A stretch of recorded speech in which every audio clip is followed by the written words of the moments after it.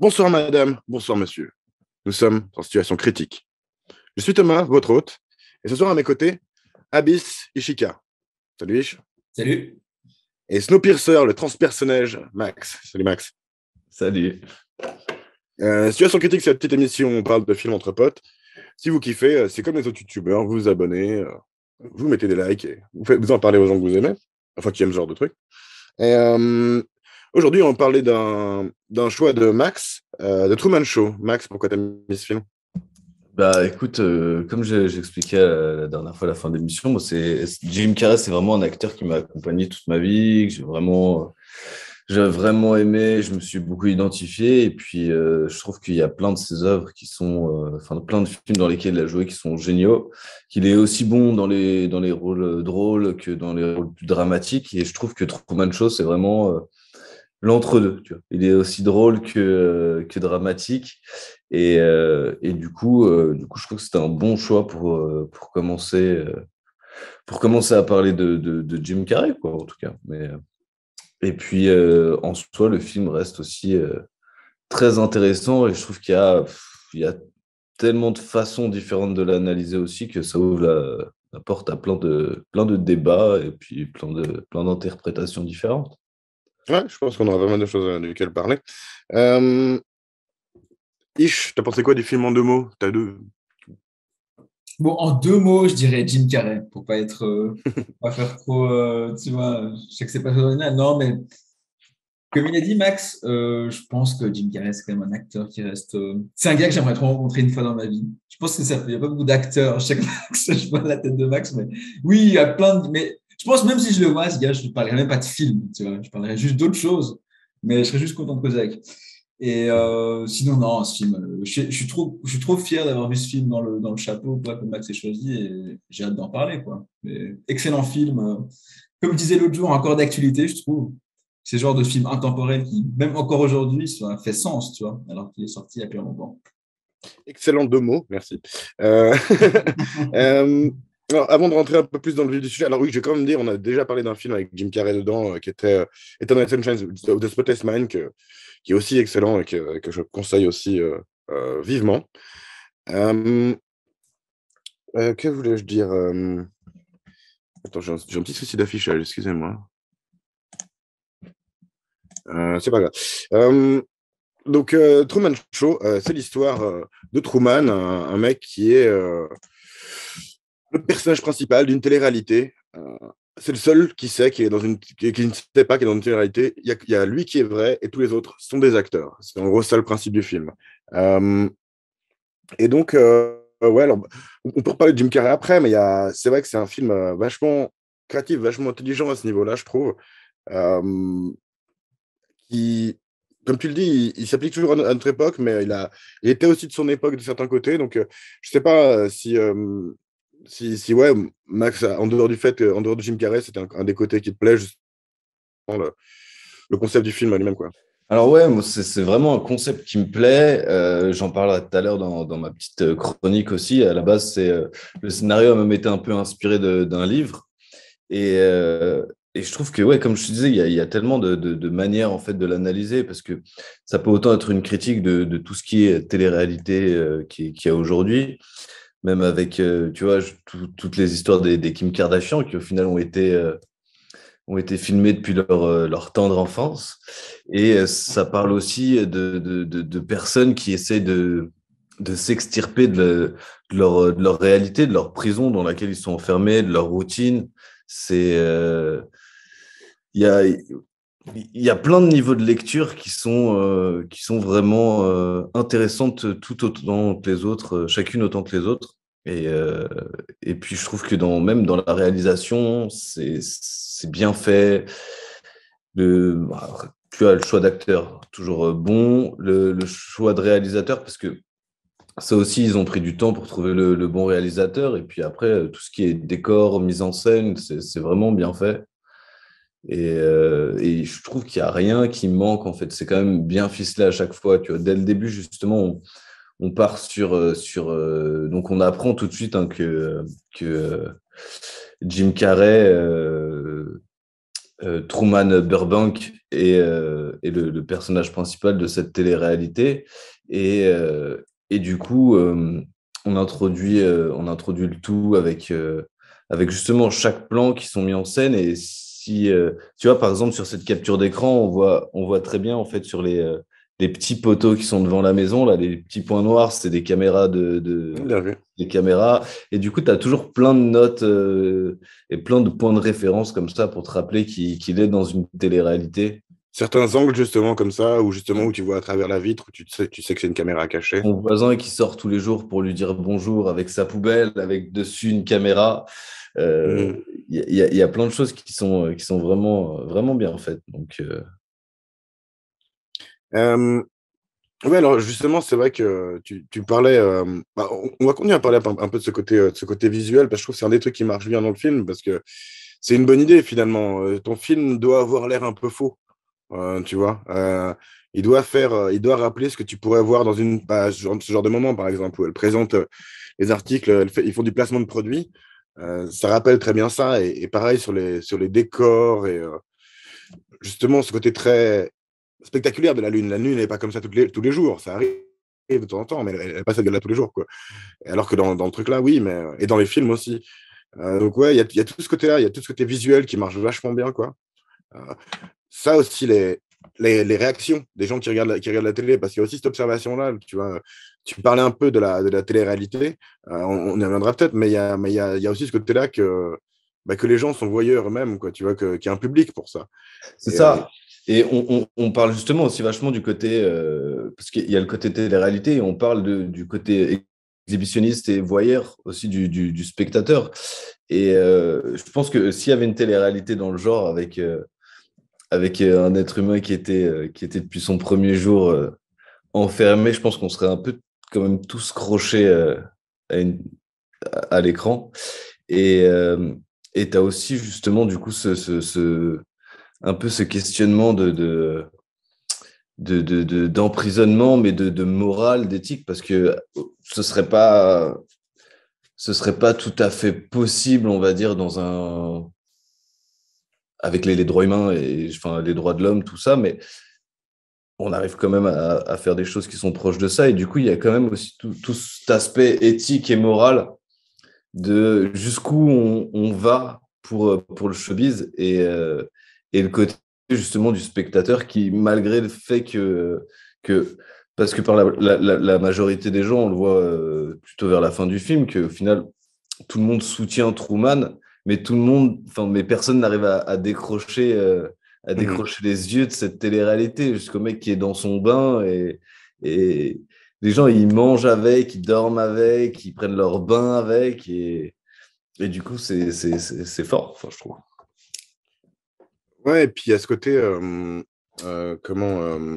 y a ce côté, du coup, c'est eux, c'est la faute du spectateur finalement, si ça se passe. Parce que tu dis, on serait sûrement touche crochet s'il y avait quelque chose comme ça en vrai, mais c'est parce qu'ils sont touche crochet que c'est comme ça. Parce qu'imagine si les gens crochent pas et que le gamin il a été adopté par une compagnie privée pour en faire un esclave, on va dire, en gros, audiovisuel, bah, enfin, ce serait encore pire en un sens, quoi. Imagine, c'est l'émission qui marche, mais moyen.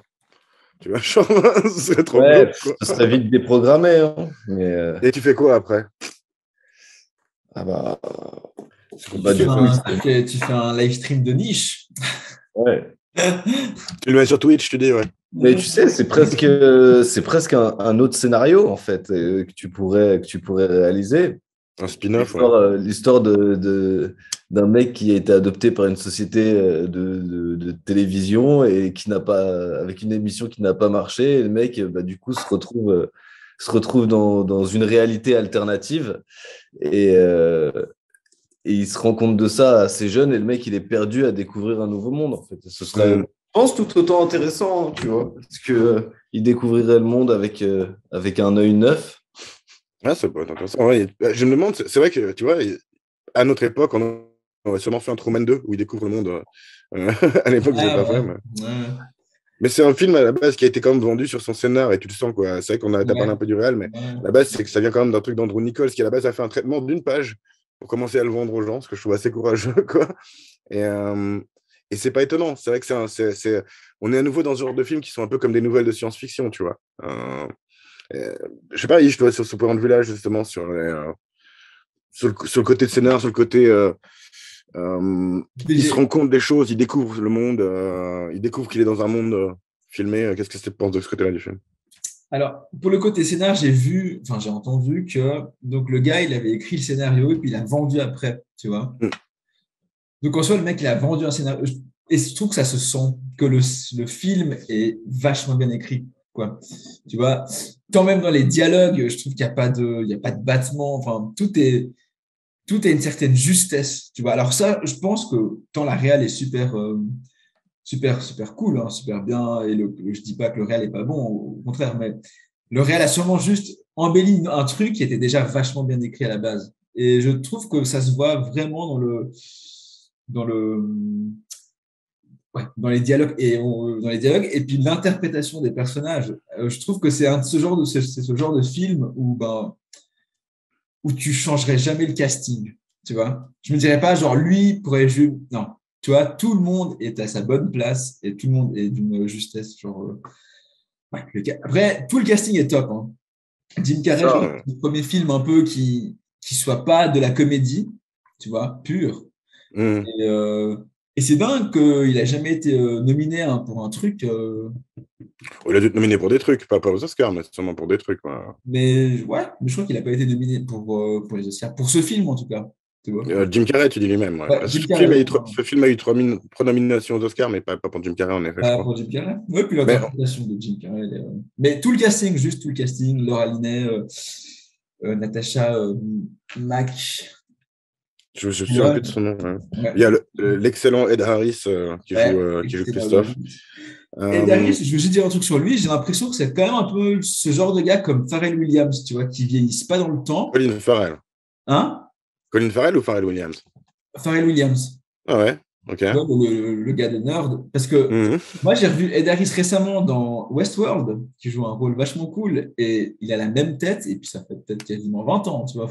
Ah, ça fait même plus que ça. Moi, en fait, je me suis dit, mais attends, ce mec, il joue dans Robocop. Et j'avais oublié, en fait, il joue Robocop. Et c'est vrai qu'il avait déjà l'air un peu vieux à l'époque. Botox, hein.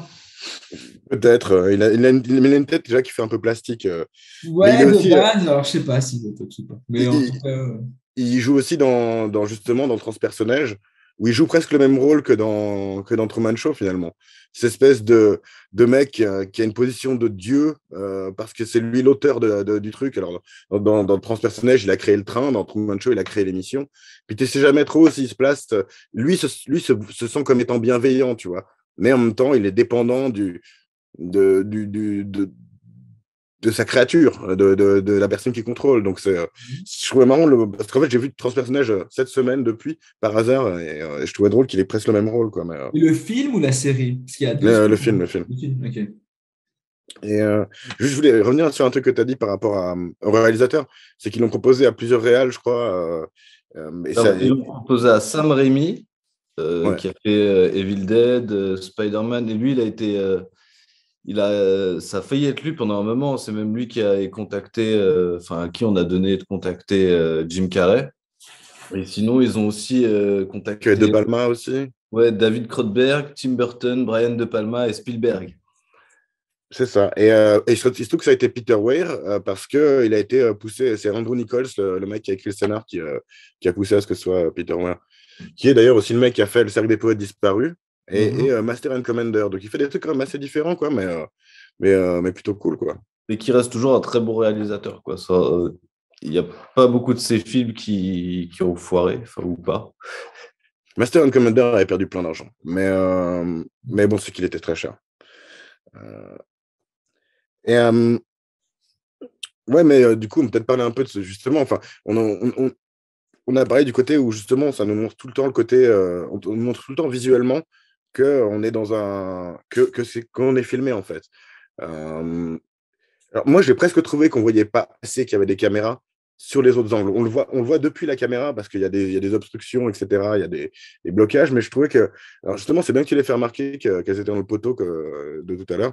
Moi, j'en ai pas vu beaucoup et je trouvais que c'était un petit côté où je me disais, ouais, quand même, ça se verrait un peu plus. Mais, Eh ben, écoute, moi, tu vois, j'ai vraiment fait attention en regardant, parce que d'habitude, je me laisse assez emporter par le film, et souvent, en fait, j'ai tenté de l'analyser pas mal de fois, je dirais, mais à chaque fois, je me suis fait tellement embarquer par l'histoire, le scénario, et les dialogues étaient tellement bien écrits que mon analyse, elle partait complètement, et en fait, j'étais totalement absorbé par le film.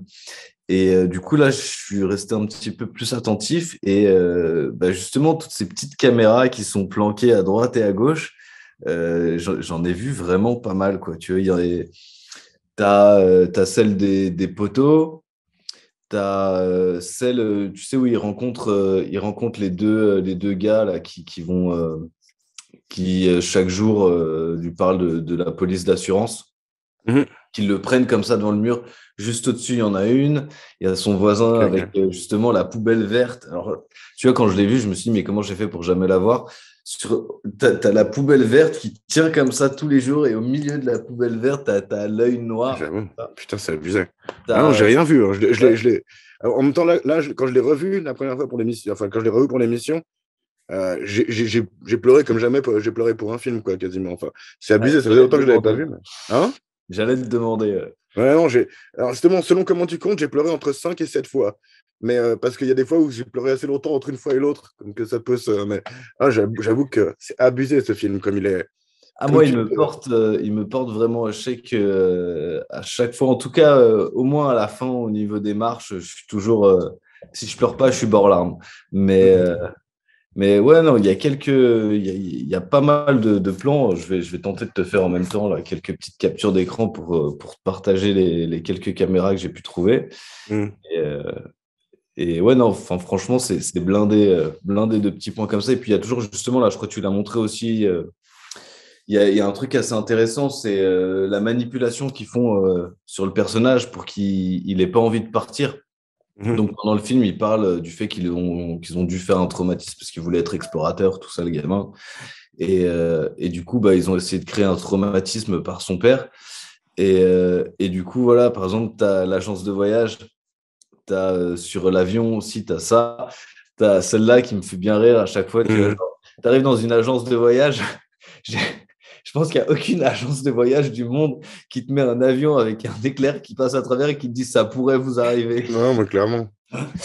Et tu as les trucs qui passent à la télé où il dit que ce soir, il y aura un film sur le plaisir d'être dans son village d'enfance et que tu n'as pas besoin de partir pour trouver le bonheur, etc., etc. Et C'est puis, très. et puis c'est aussi justement là, les acteurs du coup qui sont toujours autour de lui qui lui disent ouais, non, mais c'est bien ici, pourquoi est-ce que je partirais avec son pote aussi qui remplit les distributeurs. Alors, Marlon, je sais ouais. pas pourquoi le mec, il a voyagé à travers le monde, alors qu'aujourd'hui, il a un boulot un peu tout pourri. Mais bon, dans son histoire, le mec, il a traversé le monde entier. Ah, c'est Et il marrant, lui je me dit souviens non, pas mais comme ça. j'ai trouvé aucun endroit qui vaille autant la peine qu'ici. Ouais, ouais, mais en fait, moi, c'est à quoi ça m'a fait penser justement son entourage, notamment Marlon et sa femme. Ça me fait penser à du gaslighting, je sais pas s'il y a une bonne traduction en français, mais c'est le fait d'expliquer à quelqu'un que ce qu'il a vu et ce qu'il a vécu, c'est pas vrai, tu vois. C'est ce qu'ils lui font justement là, genre non, mais ça pouvait pas être ton père, etc. Tout le monde lui ment et tout le monde lui fait croire une autre réalité. Et je trouvais que ça marche vachement bien. C'est vachement touchant grâce à l'interprétation de Jim Carrey aussi, quoi, tu vois. Mais c'était vachement crédible la manière dont ces gens autour de lui le manipulaient. Euh, et ça m'a amené à voir le film aussi d'une autre manière. Je me suis dit, enfin, pour la première fois, j'ai regardé aussi le film comme si on était dans l'esprit d'un paranoïaque, tu vois. Un paranoïaque schizophrénique qui voit le monde autour de lui comme ça, comme si tout tournait autour de lui, comme si tout était fait pour le, pour l'empêcher de vivre la vie comme il voudrait, etc. Ça m'a pensé justement à ce qu'on appelle du gang stalking maintenant, tu vois, où les gens sont convaincus d'être suivis partout et filmés partout, etc. etc. Et de ce point de vue-là, c'est un truc que j'ai jamais vu le film sous cet angle-là, et je trouvais que ça marchait vachement bien aussi, quoi. Euh, et d'ailleurs, il y a des psys qui ont parlé d'un aspect, c'est qu'il y a des, ils ont eu plusieurs patients que maintenant c'est devenu, ils appellent ça le Truman Show syndrome. Ils ont eu C'est plusieurs ça. patients qui sont venus leur dire qu'eux, ils pensaient être dans une télé-réalité, tu vois. Euh, Les deux anecdotes qui étaient marquées sur Wikipédia là-dessus, c'était, il y en a un qui a été à New York pour vérifier que le 11 septembre avait bien eu lieu parce qu'il pensait que c'était un truc qui se passait qu'on avait utilisé pour manipuler son histoire à lui, tu vois.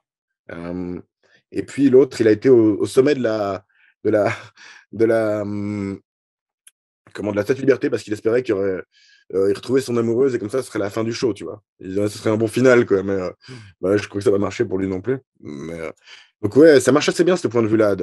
Et c'est un truc que justement, là, il est plus, comment dire, prophète que ce que j'aurais pensé. C'est ce côté, de plus en plus de gens ont cette impression-là que le monde est entièrement tenu par les ficelles d'un Christophe, justement, tu vois.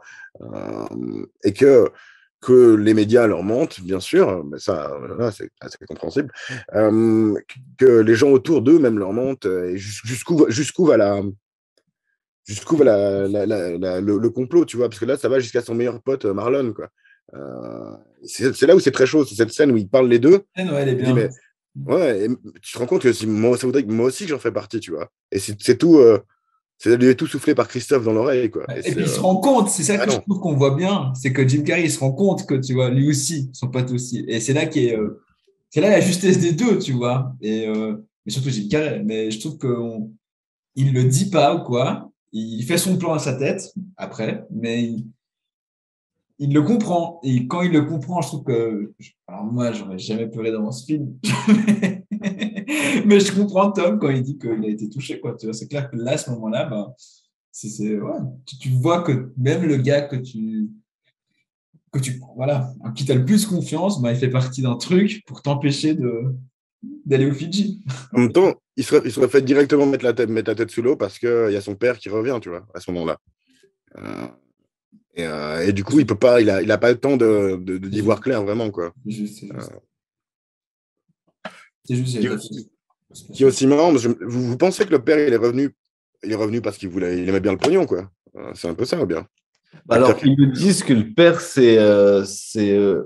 déjà, en fait, il voulait pas quitter la série. Ah oui, ça c'est et puis oui, après, je pense qu'il y a aussi un aspect, il y a un aspect de pognon, mais il y a aussi surtout un aspect de, tu vois, comme sa femme. Je pense comme sa femme et son meilleur ami, il y a un petit côté où, eux, ils font partie des personnages principaux. Et du coup, perdre leur rôle, c'est perdre un grand rôle, tu vois. C'est perdre un rôle récurrent, tu vois. Mais c'est la télé-réalité la plus vue du monde et ils sont. Et ouais, c'est perdre un grand rôle. Ouais, au début, sa femme, elle dit que pour elle, c'est comme sa vie quand même, quoi, tu vois. Après, elle dit ça à la caméra. Et de toute façon, tout ce qu'on voit quasiment est manipulé d'une manière ou d'une autre, tu vois. On le voit par l'angle de comment la chaîne le présente, tu vois, un petit peu, quoi.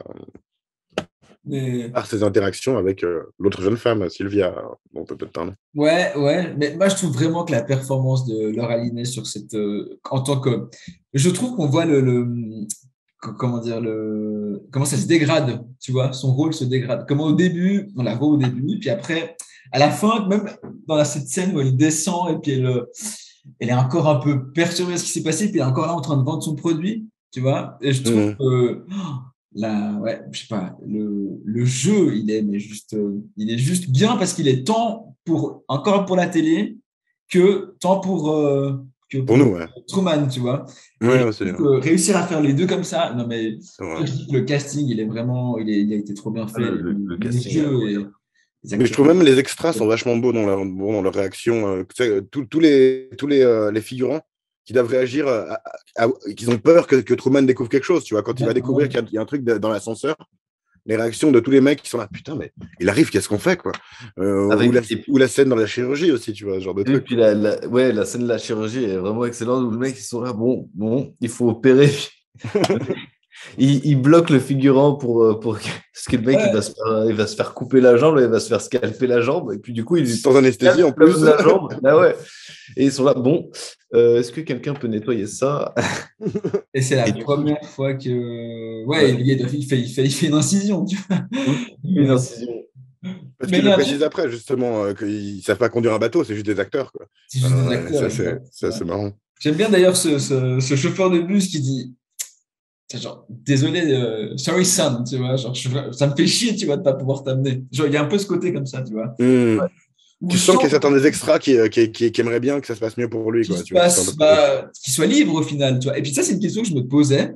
Tu vois, cette lumière qui tombe, ces interférences à la radio, tout ça, est-ce qu'il y a quelqu'un qui, peut-être aussi en régie, enfin, j'ai l'impression que quelqu'un le pousse vers, tu vois, même la pluie, tu sais, la pluie qui le Mhm. follow comme ça et tout. Je me disais, est-ce qu'il y a peut-être quelqu'un d'autre qui veut aussi le prévenir C'est intéressant, ça. d'être dans une, tu vois? Mais C'est intéressant, ça. Bah, je dire un truc, ça me fait juste penser au fait qu'il y a des analyses un peu théologiques qui disent que comment que le personnage de Christophe est Lucifer. Alors, on l'identifierait plus comme Dieu dans le truc, Ouais. qu'il y Rien que le ait un nom, hein, prêtre, rien que le qu'il y ait un nom. prêtre au sein de chez lui. Rien que le nom. Christophe, j'avoue. Ouais. Christ off, tu vois, rien que le J'avoue. nom. Et puis avec True Man, tu vois, je pense qu'il y a un Mhm. truc comme ça aussi un peu. Mais... Mais c'est vrai que tu vois, je pourrais bien imaginer le personnage de Paul Giamatti qui bouffe sa pizza, qui fait un peu le blanc et qui refuse de le tuer à la fin. Je pourrais Exact. l'imaginer, lui, faire ce genre de petit truc, quoi. Et puis je Un trouve peu que Paul frais. Giamatti, je le trouve, mais genre, enfin, c'est un acteur que moi, voilà, tu vois, les films, je connais pas trop, mais il a joué dans une série qui s'appelle Billions, tu vois, qui était une série, je crois, de Showtime ou AMC, et il est juste incroyable. Il joue un procureur à New York qui a un peu des Ok, ok. tendances BDSM, mais, mais vraiment, vraiment excellent acteur. Et je me dis, comme tu dis, peut-être que c'est lui qui, derrière cette régie, Mhm. fait ces petites Mais en tout cas, c'est fort possible. Déjà, au niveau de Christophe, tu vois, qui joue quand même assez l'incarnation du mal, parce que lui, c'est son émission et il est prêt à tout pour le retenir, même s'il dit que non. Il est prêt à tout jusqu'au dernier instant où Mhm. il lui vend le monde qu'il a créé pour lui. Et même s'il veut se faire passer pour quelqu'un de bien, il est quand même l'incarnation du mal là-dedans. Et de l'autre côté, on voit aussi justement au niveau il y a des acteurs, tu vois, comme justement euh, la fille dont il tombe amoureux qui veut l'informer que c'est une Natasha super. McElhone, qui est une actrice superbe. Je veux juste souligner le truc, que c'est une actrice que je trouve magnifique. Et puis, et on voit aussi justement sur les débuts de l'émission qu'il y a tu vois, justement le père qui a essayé de revenir, parce que la première fois qu'il revient, le père, c'est pas du tout une tentative de Christophe.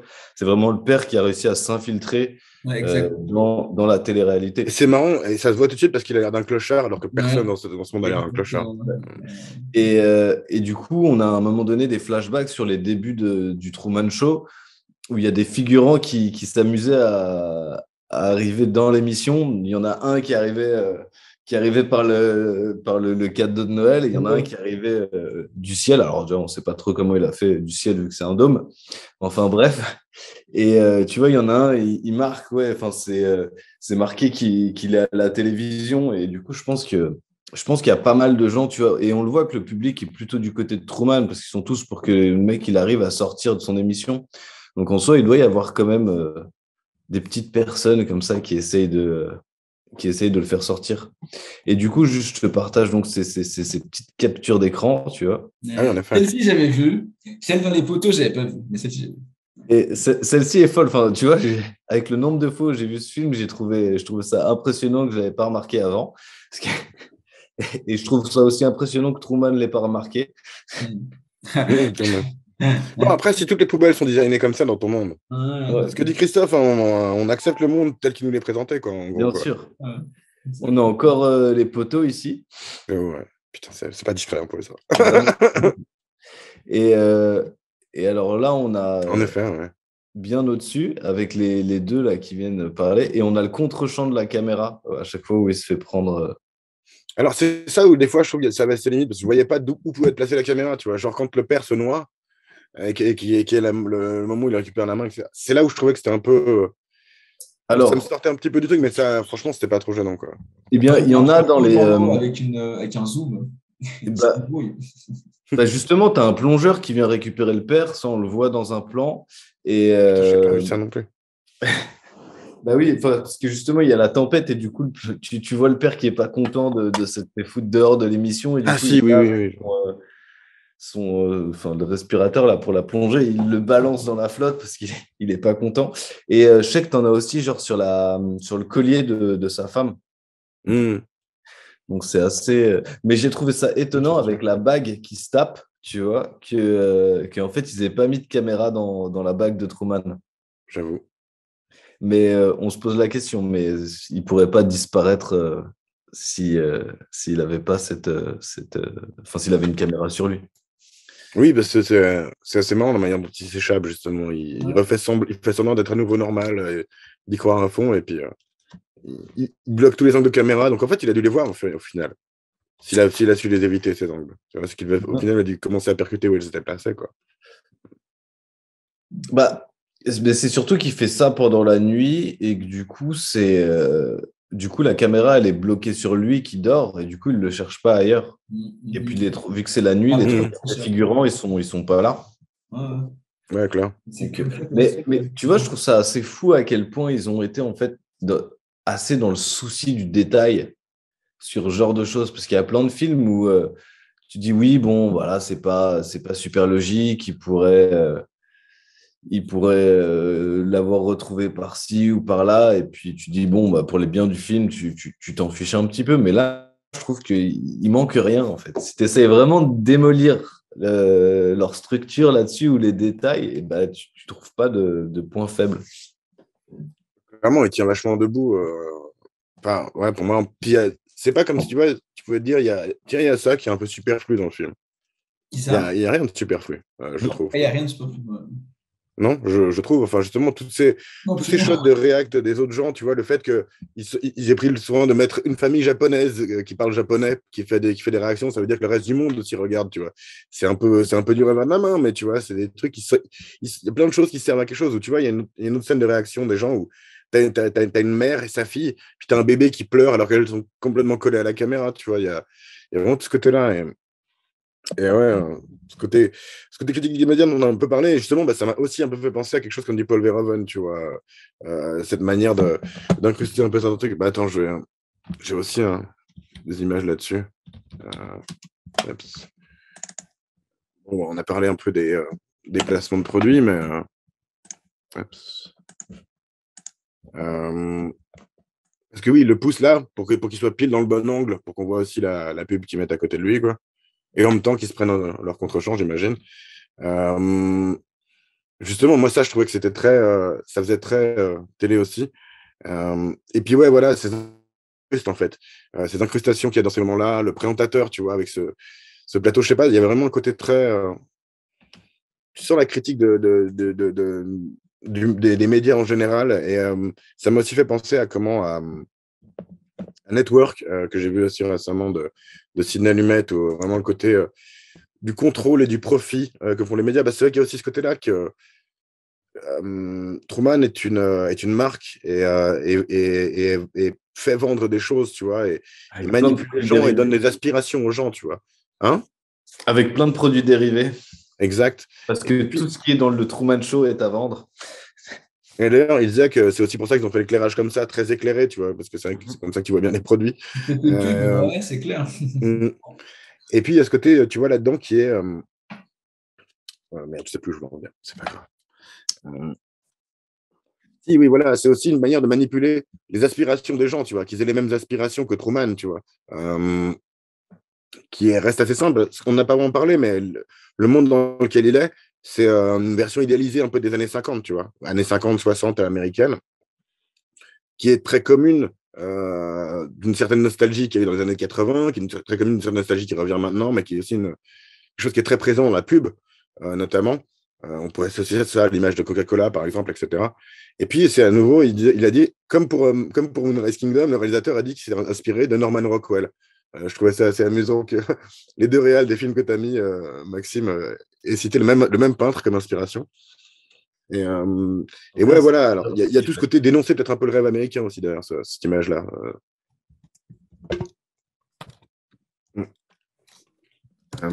Regardez ces tableaux, du coup. Je suis en train de regarder, ouais. Ben, faites un partage quand vous les avez trouvés. Sinon, on peut un peu aborder le côté. Le côté. Alors, il y a justement cette relation de l'homme contre son créateur, tu vois. Après, voilà, je voulais faire des partages. Donc, si vous avez les Norman Rockwell, sinon, je vais montrer ça. Il y a plusieurs conflits qui existent Oups. Ouais, voilà, alors c'est beaucoup des images de personnages, tu vois, mais en l'occurrence, tu as quand même cette innocence, ce côté très blanc aussi, hein, on va pas nier, il y a Ça, c'est le réal qui est inspiré ou le scénariste? le réal, ouais. Le réal. Je sais plus. Bonne question. Bonne question. Un des deux. Et, mais ouais, voilà, c'est tout cette époque, hein, Mais enfin, oui, oui, on tout ce voit truc un peu trop, on nostalgique. reconnaît trop le côté très, ouais, le très côté commercial de certaines vidéos. Enfin, tu vois, comme la lumière, juste la lumière qui est très, C'est vrai, c'est vrai. qui fait très pub, quoi, sur n'importe quel plan.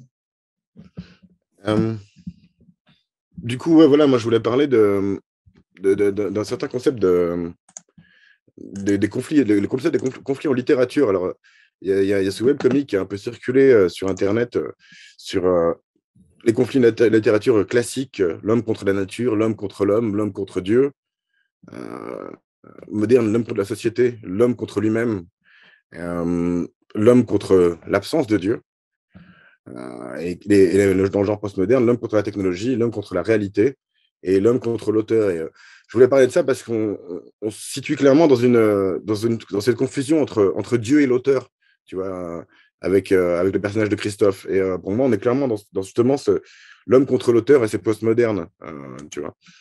Euh, alors, je me suis amusé à mettre des images de films Mm. dont nous on a parlé dans l'émission comme exemple, tu vois, mais en vrai, dans beaucoup de films, tu as beaucoup de ces trucs-là. Mais je trouvais que c'est assez exemplaire de, de ce film-là, justement, ce film Truman Show était assez exemplaire de l'homme contre l'auteur. Alors, on aurait aussi pu faire ça, hein, parce que Fight Club, ça marche pour tout. Et j'ai trouvé assez amusant, en fait, que tu vas trouver ça pour presque tout le monde. Si tu tapes conflict in littérature, tu peux taper avec n'importe quel acteur ou n'importe quel réalisateur et tu trouveras ce genre de chart. Et voilà, c'est là qu'on trouve Truman Show et c'est assez juste, quoi, je trouve. Mais vrai, c'est un truc qu'on a vu souvent apparaître dans les cartoons. On peut notamment penser à la Linéa qui était tout le temps en train de se battre contre le dessinateur et lui dire ah, il faut que ça se passe comme ça pour moi. C'est dégueulasse, c'est pas zoomé du tout. Mais voilà, je trouve ça assez cool comme truc et c'est pas un truc facile à faire, justement. Ce que je trouve intéressant, c'est justement cet égoïsme de l'auteur qui se sent au-delà du bien et du mal un petit peu. Tu vois, tu dis qu'il représente le mal, Max, mais c'est vrai que pour moi, ouais, voilà, il représente juste le créateur. C'est très Bah, bizarre, mais vas-y.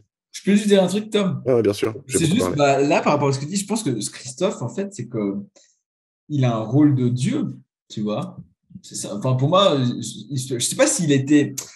Le truc, c'est ça, c'est que je sais pas si à la création du Truman Show, il se sentait comme ça, tu vois. Quand il commence avec une caméra et rien, je pense qu'il n'a pas cette sensation d'être Dieu, tu vois, à mon avis. Peut-être, ouais. Je sais rien. Et qu'après, bah, au final, quand tu es là avec 5000 cam et que tu diriges la météo et puis tu fais la pluie et le beau temps, littéralement sur ton set, et que tu fais ce que Il tu lance même veux, la foudre dessus. Donc c'est voilà. clair, c'est clair. Donc peut-être que c'est là où tu deviens Dieu et où tu as l'impression de devenir Dieu. Et c'est là où tu deviens euh, peut-être une mauvaise personne à ce moment-là, je sais pas. Mais je trouve ça Mégalo, ouais, du coup. mais je trouve vachement intéressant la charte que tu nous as montré avant, en fait. Hein.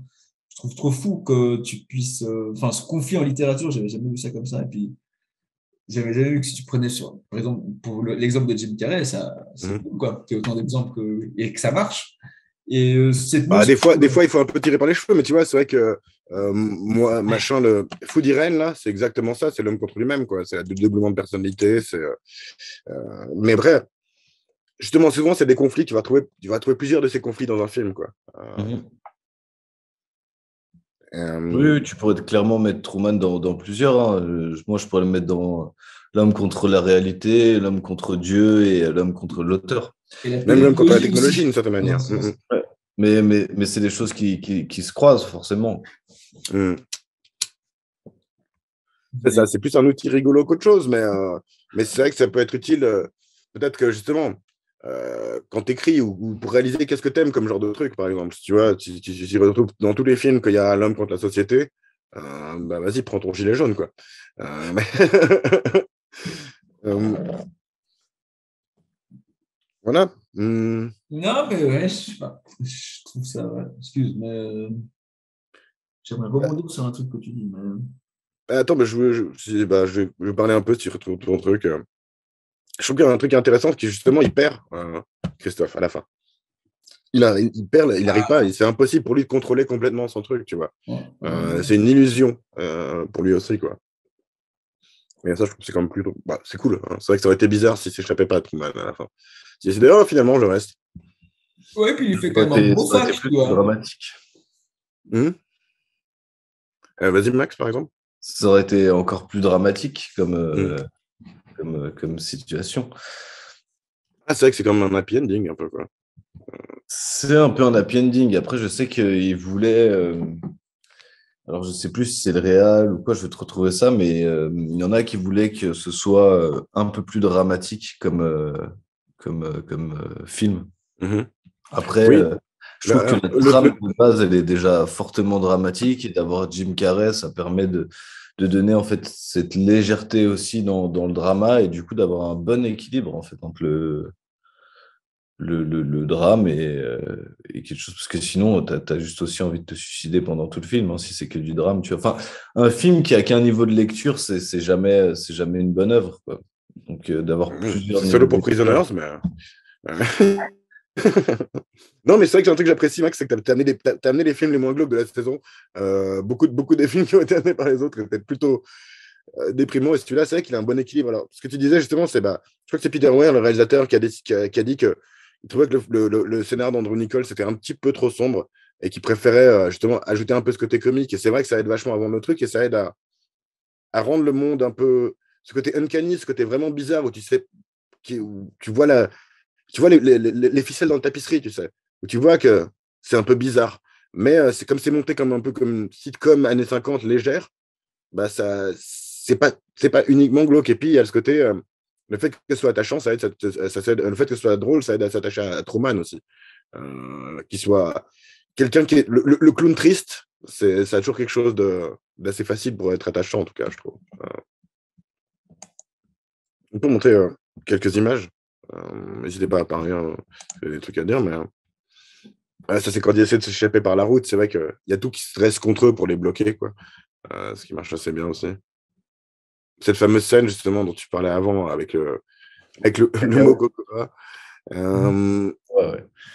où justement il est à deux doigts de la prendre et de lui couper la gorge. Et elle est en mode, c'est elle qui casse le quatrième mur du coup. Elle dit faites quelque chose, quoi. Do something. Avec ce magnifique outil multifonction où tu peux trancher, éplucher. Et c'est quoi la troisième fonction? Râper. Ouais, je crois que c'est ça en Justement, effet. elle lui tend comme ça et il lui dit, mais qu'est-ce que tu veux? Tu veux me trancher, m'éplucher ou me râper? Et une autre qualité de Jim Carrey, c'est qu'il joue bien le fou en fait. Il joue bien le mec flippant, quoi. C'est vrai que c'est une question qu'on se pose pas trop. C'est pour ça que je t'avais trouvé intéressant de se poser la question si tu le vois comme lui, c'est un parano. Enfin bon, eux, ils savent qu'ils sont acteurs, tu vois, ils savent qu'il a raison. Mais malgré tout, en tant qu'acteur, son comportement peut être flippant, quoi, je trouve. D'ailleurs, elle flippe à certains moments, notamment celui avec l'éplucheur. En même temps, ils vont dans l'abus, tu vois, sur le personnage, tu vois. C'est, enfin, avec eux, et tu vois que même, en tout cas, son meilleur pote, il a quand même. Ça se voit un petit peu dans le jeu que de temps en temps, il a un peu des remords de lui dire ces choses-là, mais ils le font. Et je pense que c'est ça aussi qui est touchant de se dire que, en fait, c'est vous qui êtes en train de le rendre complètement fou, tu vois. Ouais, c'est ça. Et c'est vrai que c'est des trucs très subtils dans le jeu d'acteur, quoi. Euh, je sais plus ce que je veux dire. La scène Euh, avec le père et où tout le monde le regarde. oui, qui est Ça, très c'est réaliste assez sur la drôle. plage. Il y a plein de bruit et plein de gens Ouais, font cette scène plein est de choses en géniale. réalité. Mais C'est toujours assez drôle justement de voir que il y a plein de petites scènes comme ça où bah, le gamin il est en train de monter sur les rochers, le père lui dit non, faut pas y aller.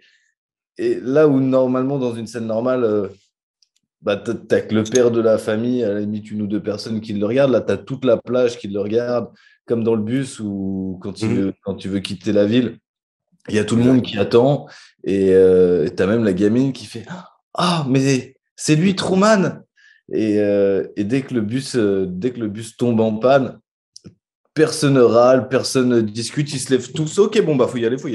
Mhm. On se barre d'ici. C'est la star et c'est leur gagne-pain en même temps, tu vois. C'est ça. C'est- Et tu vois, et tu as aussi ce truc justement où bah, tu as tous ces acteurs qui finalement sont pas à la télé, sont pas au cinéma, ils sont dans une série, enfin, dans une télé-réalité parce que c'est peut-être pas non plus les meilleurs acteurs. Ils font plein de Ouais, fautes. surtout les figurants, quoi. C'est ça, ils font plein de petites fautes. Et ouais, puis c'est chouette. Enfin, comme tu vois, je trouve ça génial aussi cette scène où tu as la fille qui attend son ascenseur et Elle du voit coup, qui quand court, elle et là, rentre dans t'as les yeux l'ascenseur, qui en fait, tu as s'ouvrent. les coulisses. Euh, Elle est là comme ça, elle attend. Tu vois les gars derrière qui referment l'ascenseur. Et dans ce genre de scène, ce qui est pas mal fait aussi, c'est justement, tu as le côté qui fait un peu justement la théorie du complot, tu as les hommes en noir, tu sais, qui emportent les gens. Tu vois, ce qui a créé un peu la légende des Men in Black aussi. Mais tu vois, souvent, c'est des mecs en costume qui emportent son père. C'est aussi des mecs en costume qui essaient d'emporter Sylvia quand ils sont à la fête, quoi. Il y a toujours ce côté un peu là où, et là aussi, c'est flippant parce que les gens l'empêchent de passer, etc. Et t'as assez ce côté suffocant qui marche bien. Je dis suffocant souvent dans les émissions maintenant. Que c'est suffocant. À ce moment aussi où le jour se lève d'un coup, ça rend vachement bien, quoi. Euh, D'ailleurs, il y a un peu d'image de synthèse qui est utilisée pour le haut des bâtiments. Ah Euh, ouais, ok, ouais, clairement. Ouais. mais en même temps, comme le film est un peu fake de On se base voit que dans c'est son une look, petite Ouais, c'est 3D de fin des années 90 en SketchUp. Mais après, ça tu vois, marche vachement bien parce que dans le montage, cette scène, elle est tellement rapide que tu t'en rends pas compte du tout. c'est ça, c'est ça. Et puis comme le look du film est assez lisse, tu vois, c'est ce qu'apparemment ont dit les mecs qui ont fait les effets spéciaux. Comme le look du film est assez lisse, bah, ils peuvent utiliser des trucs assez simples. T'as pas besoin que ça ait l'air trop réaliste, que ça ait l'air trop usé comme la réalité, tu vois. Mm. Le hero shot, comme ils appellent ça, justement, je trouve Ouais. ça, c'est rigolo. Euh, et parce que tu sens qu'il sait ce qu'il fait, Christophe. Il y a un moment que j'ai montré avant où il fait des grands gestes de chef d'orchestre, tu vois. Euh, Alors là, c'est génial cette scène où t'as le mec qui... C'est la t'as- retrouvaille avec le père, non, tu dis? ouais, exactement, c'est Ouais, cette c'est scène-là ça. que je parlais. Ouais. Ouais, cette scène-là Mais- aussi, là, justement, là, tu vois le figurant qui s'accroche sur son rideau. Le Parce mec que dans son bain, ouais. t'as Truman qui est dans l'eau en train d'essayer de se retenir à son bateau et lui, il est pareil, il est dans son bain, dans la flotte, en train d'essayer de se retenir. C'est ça. Il manquait plus que la tringle du rideau lui tombe sur la tête. Ça aurait été- Et, c'est marrant, tu vois, c'est aussi un truc que je trouve que Sam Raimi aurait très bien pu faire, ce genre de truc avec les figurants, quoi, Mm. maintenant que j'y pense. Et il y a aussi, justement, dans les autres réactions, il y a les gens dans le bar qui parient sur le fait est-ce qu'il va y arriver ou pas, tu vois, sans plus. Parce qu'évidemment, il y aurait ça en vrai. Euh, voilà, ouais, ces scènes. Ça rend bien aussi, parce que comme c'est très court, tu te rends pas compte que c'est la 2D derrière. Tu vois, tu pourrais croire qu'il est juste en train de voguer sur son truc, Non, non, mais et tu es surpris, clairement. comme lui, tu vois, quand il rentre dedans, quoi. Ouais, bien sûr. Ça rend super bien. Alors Non, qu'en c'est vachement bien. réalité, lui, il l'aurait vu. Il aurait eu la perspective qui se rapproche, etc., quoi. Ouais, ouais. Mais la magie du film. Magie Euh, du film. Non, non, mais ce film, voilà, pour ça, il est trop, trop. Et ouais, la réal est trop.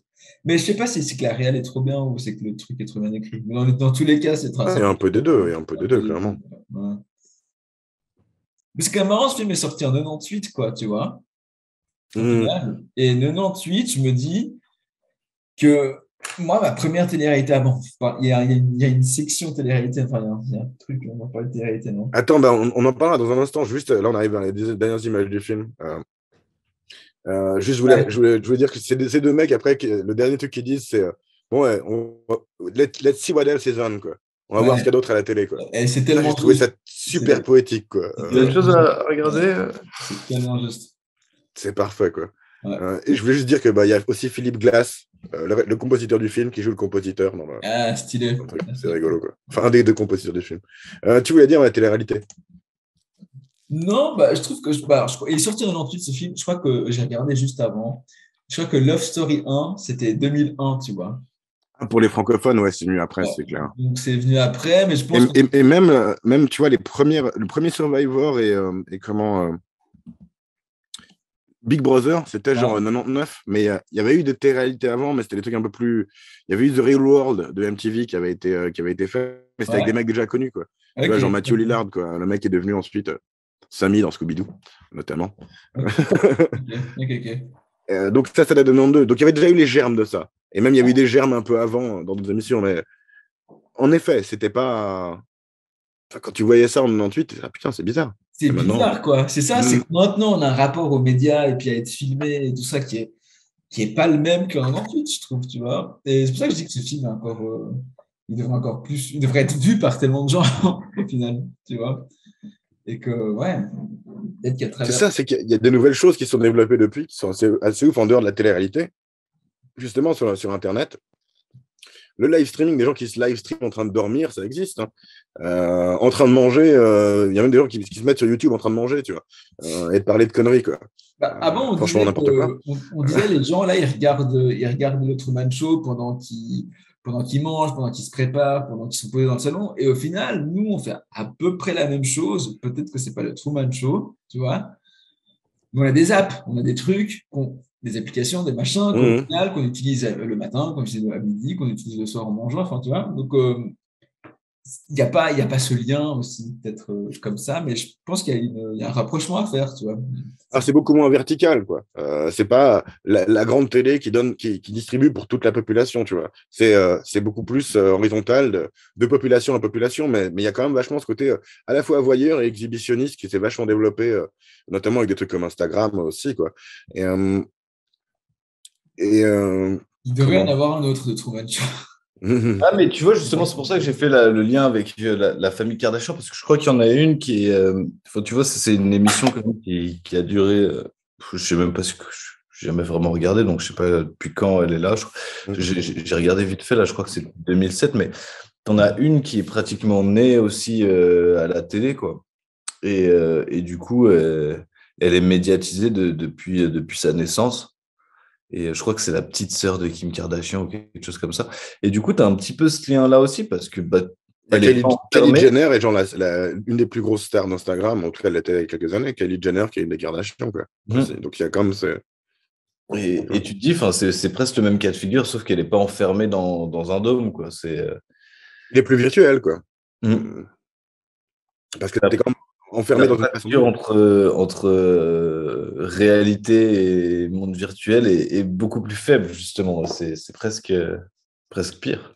Alors ça, c'est justement, il y a pas mal de choses, je pense, à dire là-dessus, mais une truc à dire, c'est notamment que Truman fait l'acteur. Avant qu'il sache qu'il est dans une télé-réalité, il fait l'acteur auprès des gens autour de lui, tu vois. Quand il sort de chez lui, qu'il a « Good morning !» Tu vois, il fait ça, il fait l'acteur, il fait l'entertainer pour les gens autour de lui. Et je trouvais ça assez amusant de se dire que, on fait tous un peu ça, quoi. Je crois qu'il y a aussi ce côté-là, il y a aussi la réalité de Truman. Truman est une réalité où tu cherches à t'échapper de certains horizons qui t'ont l'air limitants, où tu cherches à t'échapper de certaines influences, où tu cherches... Et je trouve que, ouais, voilà, c'est pas juste l'exploration d'un truc de science-fiction, clairement, quoi. Il y a vachement ce côté-là aussi où tu peux en apprendre sur toi-même ou sur ta manière de voir les choses avec ce film, quoi. Qu'est-ce que... Ouais, alors j'avais vu justement, à nouveau, hein, j'ai pas pris beaucoup de temps, mais j'ai quand même lu l'article Wikipédia, comme je fais souvent, mais il y avait quelqu'un qui le décrivait comme au début du film, Truman, comme un adolescent prototype. Il se sent enfermé dans un monde social et familial auquel il essaie de se conformer, malgré qu'il n'arrive pas à s'y identifier, et parce qu'il croit qu'il a aucun autre choix à part que de s'échapper dans un fantasme qui est une île à l'autre bout du monde. Alors justement, on avait déjà parlé avec Pierre une fois dans l'émission, mais qui n'a pas eu envie d'aller vivre sur une île au bout du monde où il pourrait avoir ses propres règles et pas suivre celles de la société, tu vois. Après, s'il veut aussi aller sur les Fidji, l'île à l'autre bout du monde, c'est uniquement à cause de Sylvia. Qu'on pourrait analyser aussi comme un fantasme parce qu'il redessine à partir de bouts de journaux arrachés qu'il fait semblant d'acheter pour sa femme. Mais oui, il y a ce côté-là où on lui ment, justement, on lui dit « Nous, suis pas, on va aux Fidji. » Et puis lui, il reste fixé là-dessus, quoi. Même s'il voulait être explorateur étant jeune, il y a quand même ce truc en fait, il essaye de retrouver cette femme qui a disparu et dont il était réellement amoureux et on on l'a un peu empêché, sans qu'il le sache, tu vois, on l'a totalement empêché d'être avec cette femme. T'en parlais un peu de cette actrice tout à l'heure, Ish. Je trouve qu'elle n'a pas grand-chose à faire à part justement avoir l'air amoureuse et passionnée un peu du truc. Mais elle le fait assez bien, mais c'est vrai qu'elle a beaucoup moins de possibilités de jouer des trucs différents que certains Non, autres acteurs du film, tu vois. bah, Ouais, mais carrément. ça, c'est un peu son rôle dans plein de films, hein. C'est vrai? Je la connais mal, je sais que j'ai déjà vu. Mais... Même dans la série Californication, c'est un peu ça qu'elle fait, hein. C'est incroyable, ouais, Après, elle a d'accord. un peu des yeux de biche, donc c'est vrai que Non, Ouais, mais elle est ça, mais, trop c'est bien. belle. Je la trouve trop belle. C'est trop mais belle. par contre, dans ce rôle-là, elle excelle à chaque fois, tu vois. Hmm. Bah, des fois, tu peux avoir une justesse dans ton visage qui peut. T'as même pas besoin de faire trop. Mais pour le coup, Non, mais elle le je joue bien, trouve- ouais, je trouve. elle joue Pas mal. bien, non, mais pour le coup, Laura Linney a beaucoup plus de texte et du coup, forcément, vu que c'est une Différentes subtilités à jouer. Elle doit jouer la femme qui est à fond dedans, et puis en même temps qui qui est fait l'actrice, et amoureuse, en même temps en qui a même temps peur. qui joue un rôle. Donc, non, non, et Hmm. je pense pas que c'est le rôle de sa vie là, mais je pense elle est très juste quand même encore dans ça, même sans trop de texte. Et puis, je pense surtout c'est elle qui dit quand même vraiment à Truman que tout ce qu'il vit là, tout ce qu'il voit, c'est faux quoi, tu vois. Et je pense que c'est ça qui le Hmm. marque le plus. Et après, après C'est son échappatoire. Justement, c'est l'autre monde. Elle représente tout. Elle représente ça parce qu'elle est celle dont il est vraiment amoureux et qui n'est pas sa femme. qui est pas sa femme. Elle représente ça parce qu'elle lui a dit la vérité, justement. Elle représente toutes ces choses-là, je pense. Ouais. De manière quand même un peu incompréhensible. Parce que si on te disait, si toi, tu étais Regarde ce sable, c'est faux. Ouais, toi, t'étais bloqué dans ce j'avoue. monde-là et qu'on te le disait comme ça, tu serais là, quoi? Quoi? Non, j'avoue. Quoi? Il y a des manières plus simples, hein, d'en venir droit au but. Ouais, après, voilà. Hein. J'avoue que, bah, ouais, si tu planifies, peut-être, mais Oui, oui, ça oui, marche mais comme là, ça. c'est vrai que tu sais, tu te dis sur le moment, c'est facile de la faire passer pour folle et en même temps, si on te disait ça à toi, tu te dis, regarde, les choses autour de toi, elles sont fausses. Oui, Ouais, non, tu bah. peux me dire exactement, quoi. Après, il avait déjà des soupçons sur pas mal de trucs, ça se sentait un peu, quoi. Mais c'est à partir de ce moment-là qu'il en a de plus en plus, quoi. Et C'est qui, ça. en fait, comment je pense, c'est ça aussi qui justifie, je pense, le fait qu'il ait un regard différent sur le monde qui l'entoure et qu'il commence à se poser des questions. Parce que sinon, il vivrait toujours un peu dans l'insouciance, alors que là, il se pose vraiment des questions, il essaie d'analyser les choses. Bah, c'est une alternative à la vie qu'il Voilà. a déjà, quoi. Et puis le début du film commence bien avec justement aussi les erreurs qu'il commence à faire, parce qu'ils sont quand même au 10 millième jour passé de tournage. Et du coup, bah voilà, des matos défaillants, le projecteur qui tombe du ciel, Ouais, c'est trop stylé, quoi. Enfin, pour le coup. la pluie qui s'arrête, enfin, qui se met juste à un endroit, la faute de l'ascenseur. Et en fait, plus il y a de petites fautes aussi de l'équipe technique, plus il y a de moyens de se poser des questions et de Ouais, c'est clair. trouver des réponses. Et puis, ouais, bah, c'est vrai que c'est logique, hein. Au bout d'un moment, un projet, ça s'use, hein, ça peut.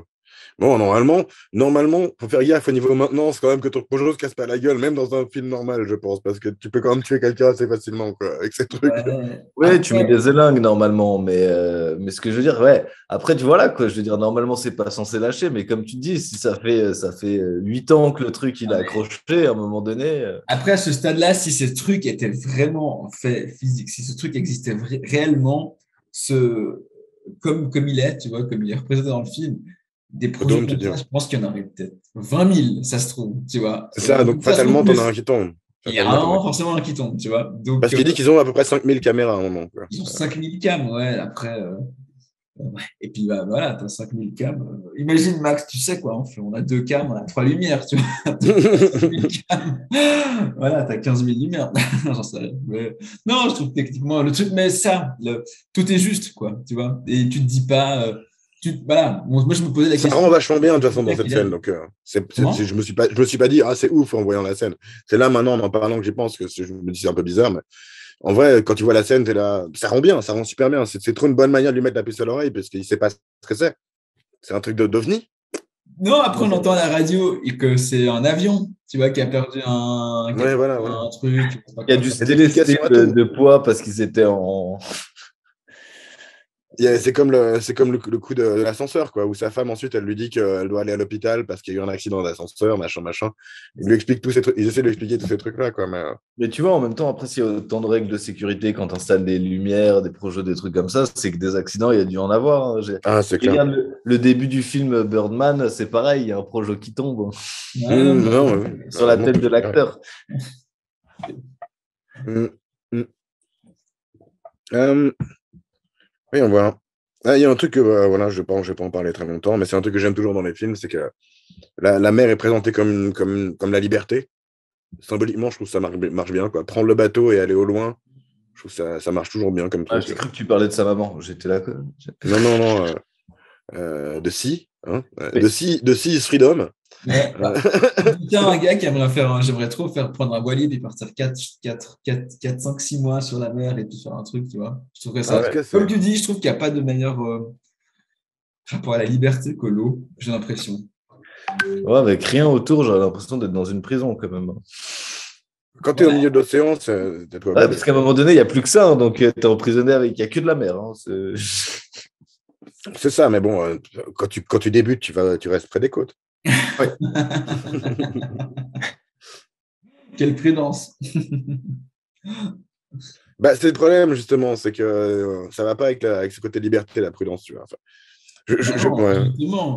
justement, Truman prend des risques. Bien sûr. Prend des risques, même si c'est des risques contrôlés, même si c'est des fausses flammes, même si c'est un faux accident, même si c'est un faux truc, tu vois. Pour lui, il prend des risques, tu vois. Même si... De toute façon, ouais, c'est clair. Enfin, je veux dire, même si c'est des faux trucs, il est comme à d'autres crever un moment, quoi. Qu'est-ce que, ouais, j'avais encore noté un truc qu'un mec a dit que Ronald Bishop du Journal of Communication Inquiry a dit. À la fin, le pouvoir des médias est affirmé plutôt que combattu, dans l'esprit de un truc que je connais pas, Antonio Gramsci, le concept de l'hégémonie. Ce genre de film et de programmes de télévision, ils utilisent notre enchantement et notre désenchantement aux médias et nous le revendent, en fait, tu vois. Là, le côté, justement, d'être une critique de médias, et ça se fait beaucoup, justement, maintenant. On en parlait un peu par rapport à Don't Look Up, notamment, mais le média qui critique les médias et qui te le revend ensuite, c'est vrai qu'il y a un petit côté un peu... au final, ça fait pas grand-chose, quoi. Ouais, alors un film reste un film, tu vois. Je trouve qu'un média, je sais pas. C'est toujours la difficulté d'avoir un message. C'est que de toute façon, on va toujours pouvoir te critiquer dessus, mais surtout si...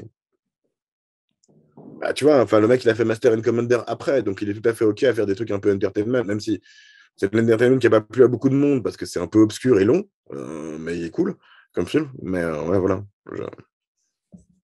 Ouais, je trouve qu'un film, quand même, en soi, a moins de présence dans ton quotidien que je dirais, des médias d'information, typiquement. Certainement, ouais.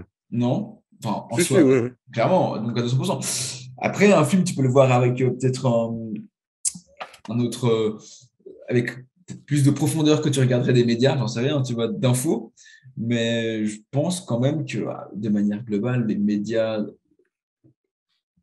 en ce qui concerne l'information, hein, tu vois, on est dans une la fiction en tant que groupe de fiction, en tant que tout ce que produit Hollywood, pour faire simple, ça participe à la manière dont on réfléchit le monde, dont on voit le monde, tu vois. Finalement, les médias, justement, projettent cette forme de bulle, entre guillemets, autour de nous, tu vois, d'une manière ou d'une autre. Et notamment, une partie de cette bulle est cette critique acceptable, tu vois. C'est pour ça que ce film me faisait penser à Network aussi, que je conseille chaudement, de Sidney Lumet, c'est que tu as tout ce côté où profiter du... tu vois, Christophe a essayé de profiter du côté rebelle de Truman jusqu'au dernier moment, jusqu'à ce qu'il ne puisse plus vraiment négocier avec lui, quoi. Et, ouais, je sais pas. C'est que... Là, ça reste du direct, un peu, j'ai envie de dire. Et tu vois. C'est ça qui est intéressant, parce que c'est du faux direct aussi. Des fois, tu vois, ils doivent zoomer d'un coup. C'est bien fait, ça. Mais ça, oui, même quand ils font des transitions, enfin, tu sais, des fois, ils font des flashbacks. Tu vois, ils font un joli fondu, puis ça, ils font un flashback.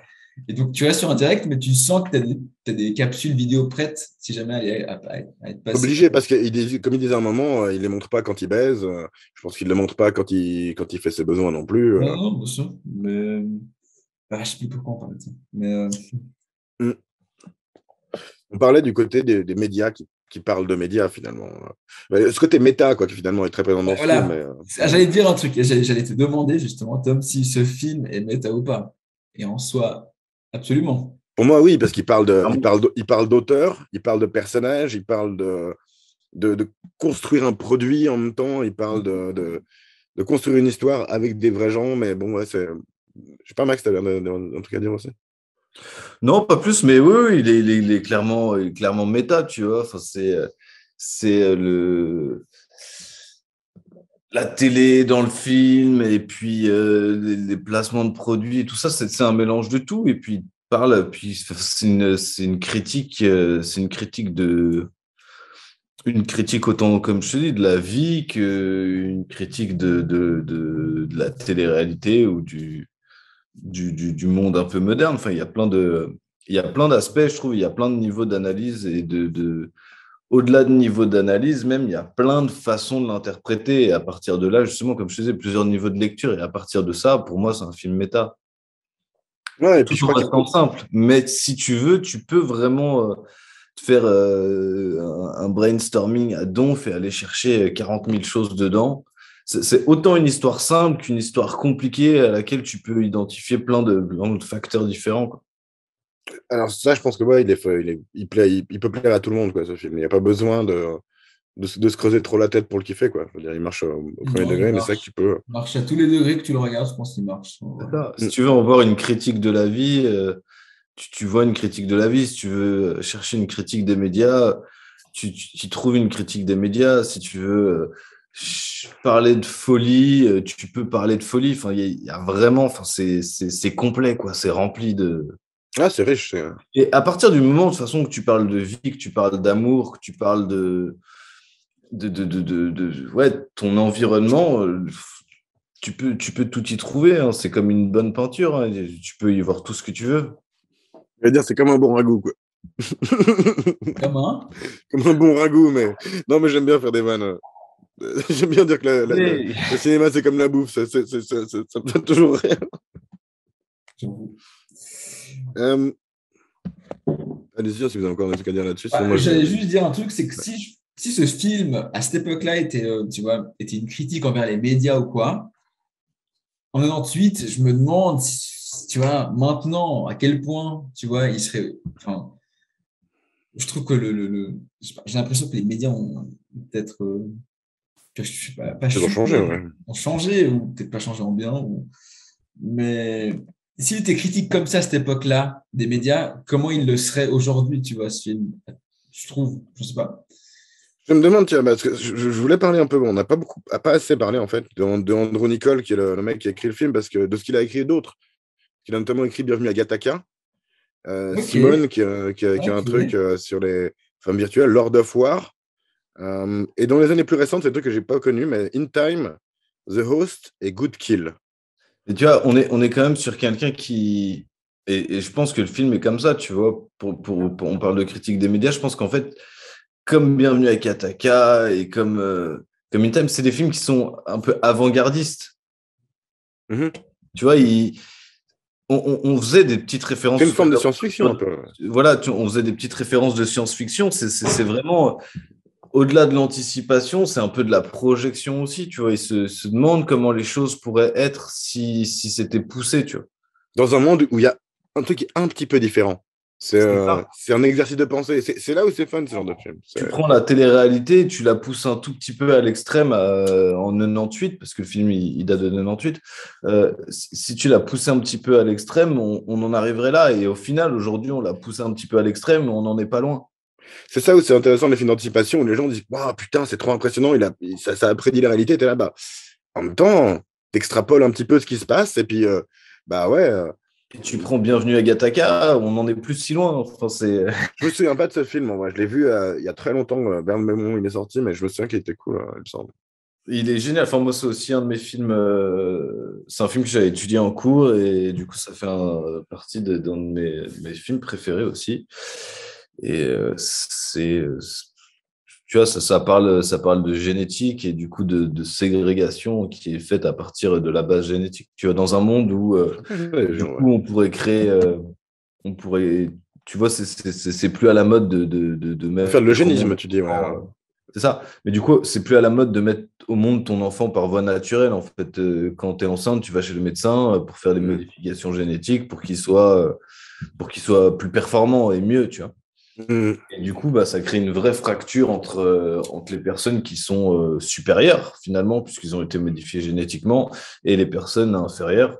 Et du coup, tu as une vraie ségrégation entre ces gens-là, et les gens qui sont nés de manière naturelle n'ont pas accès à plein de métiers, à plein de choses, parce qu'ils ne pourraient pas le supporter, ils ne peuvent pas, tu vois. Et c'est l'histoire de Bienvenue à Gattaca, c'est ça, c'est l'histoire d'un mec qui veut aller dans l'espace pour faire des choses. Et ce métier-là, ce rôle-là, lui est interdit. Lui, il est cantonné au rôle de nettoyeur parce que...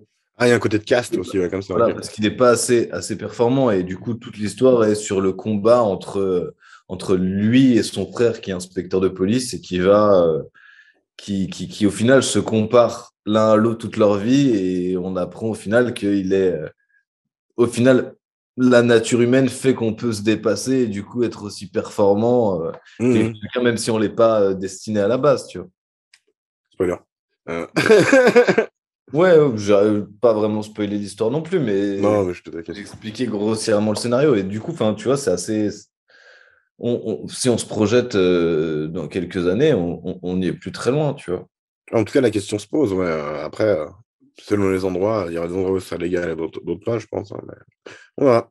Mais c'est vrai que j'aime bien ce genre de petit truc, ce truc d'anticipation, ce genre de petit truc d'anticipation. Je trouve que c'est toujours fun. Tu choisis un. C'est vrai que je dis c'est toujours fun, mais c'est vrai que moi, j'avais pas trop aimé, tu vois, Les Fils de l'Homme, quoi. Et pourtant, c'est un peu le même concept, quoi. Mais, moi, j'ai adoré. Ouais, je sais, tout le monde l'adorait, sauf moi. Et Pierre, non plus, j'avais pas trop aimé. Mais... Après, voilà, moi, tout ce qui est anticipation, tout ce qui est roman, ou histoire, film de science-fiction d'anticipation, j'adore. Enfin, pour moi, genre, la vraie science-fiction, c'est ça. Ouais, pareil pour moi. Pareil. Pour moi, il y a vachement un côté, c'est un truc que tu aurais pu en lire une nouvelle, tu vois. Tu pourrais avoir un recueil de nouvelles écrit par différents auteurs de science-fiction, et puis tu aurais The Truman Show dedans, tu aurais, The Man from Earth, tu aurais Les Fils de l'Homme, tu aurais plein de trucs comme ça. Et tu lis le truc, tu es là, ouais, c'était putain de cool. Et j'aime bien, mais c'est pas le genre de truc où tu peux en faire une franchise nécessairement. Il y en a où tu pourrais, mais souvent, tu as une prémisse, tu la pousses au bout, et si tu veux continuer, ce sera pas la même chose. Tu vois, s'ils avaient fait un Truman 2, comme j'en parlais tout à l'heure, c'est le truc dont on parlait tout à l'heure, c'est un spin-off, quoi. Le mec, il découvre le monde après avoir été isolé, etc. Mais tu vois, autant ne pas en faire un Truman 2, mais en faire une autre histoire, tu vois. Ouais, je suis d'accord. Parce que justement, parce que ta prémisse, au final, serait totalement différente. Donc, tu n'as pas besoin de t'accrocher à cette ancien. Exactement. Je pense que tu pourrais pousser ton histoire nettement plus loin si tu t'émancipes de la prémisse de base de Truman Show et que du coup, tu en fais une autre histoire plutôt qu'une suite. Merci. Tu exprimes le truc que j'arrive pas à dire à chaque fois qu'on parle de franchise entre nous et où il y a Louis et Ish qui disent oh, mais c'est bien, ça... pas de problème les franchises. Mais c'est vrai que je suis d'accord avec toi, c'est ce côté où ça enchaîne certaines bonnes idées à des choses qui existent déjà finalement. Et du coup, ça te limite. Du coup, tu n'as même pas besoin d'être en franchise ou quoi, puisque ton histoire est autre, c'est ça. Ouais, mais c'est plus facile de la vendre si tu la mets en franchise. Oui et non, parce que du coup, tu vas la vendre tu vas la vendre sous un nom où les gens vont s'attendre quelque chose et vont être déçus puisque c'est pas du tout la même histoire. Tu sais, la vendre à un producteur, pas nécessairement à un public, c'est plus compliqué, ouais, je suis d'accord. Ouais, mais tu vois, faudrait avoir ton histoire et tu vas vers un producteur et tu vois, Truman Show, et c'est comme si et tu racontes une histoire totale. Pour aider à comprendre, oui, mais tu ne le vends pas sous ce nom-là et sous cette histoire. Je suis d'accord, mais alors, en dehors de ça, j'étais en train de me dire que ce serait. Enfin, si là, ils annonçaient demain qu'ils font une suite au Truman Show avec Jim Carrey à 59 ans maintenant, là, ou je sais pas quoi, un peu détruit par la vie, tu vois, je me demande si. Enfin, je suis sûr que ça marcherait, quoi. Si ils y mettent bien sûr qu'on irait tous le voir, mais. C'est ça, qu'est-ce qu'on a. Mais Ça voilà, dépend, mais tu vois, après, si la ça fait question, titiller c'est en pas bonne est-ce école, que les gens c'est iraient le ouais. voir? C'est est-ce que les gens l'apprécieraient pour ce qu'il est, tu vois? Mm. Ouais, ouais. Il y avait un truc que je voulais faire. Alors, on passe pas souvent des extraits dans l'émission parce qu'on se fait presque à chaque fois attraper par la patrouille. La patte Euh, patrouille. la pas de patrouille de YouTube. Mais je veux juste passer un extrait, du coup, normalement, si 4 secondes, la musique, ça va, mais je voudrais juste vous comparer la musique de ces deux extraits, quoi. Et me dites si ça se ressemble. Il n'y a pas le son. J'ai oublié de mettre le son dans le partage. Attendez. Hop. Partager. Partager l'audio. Partager.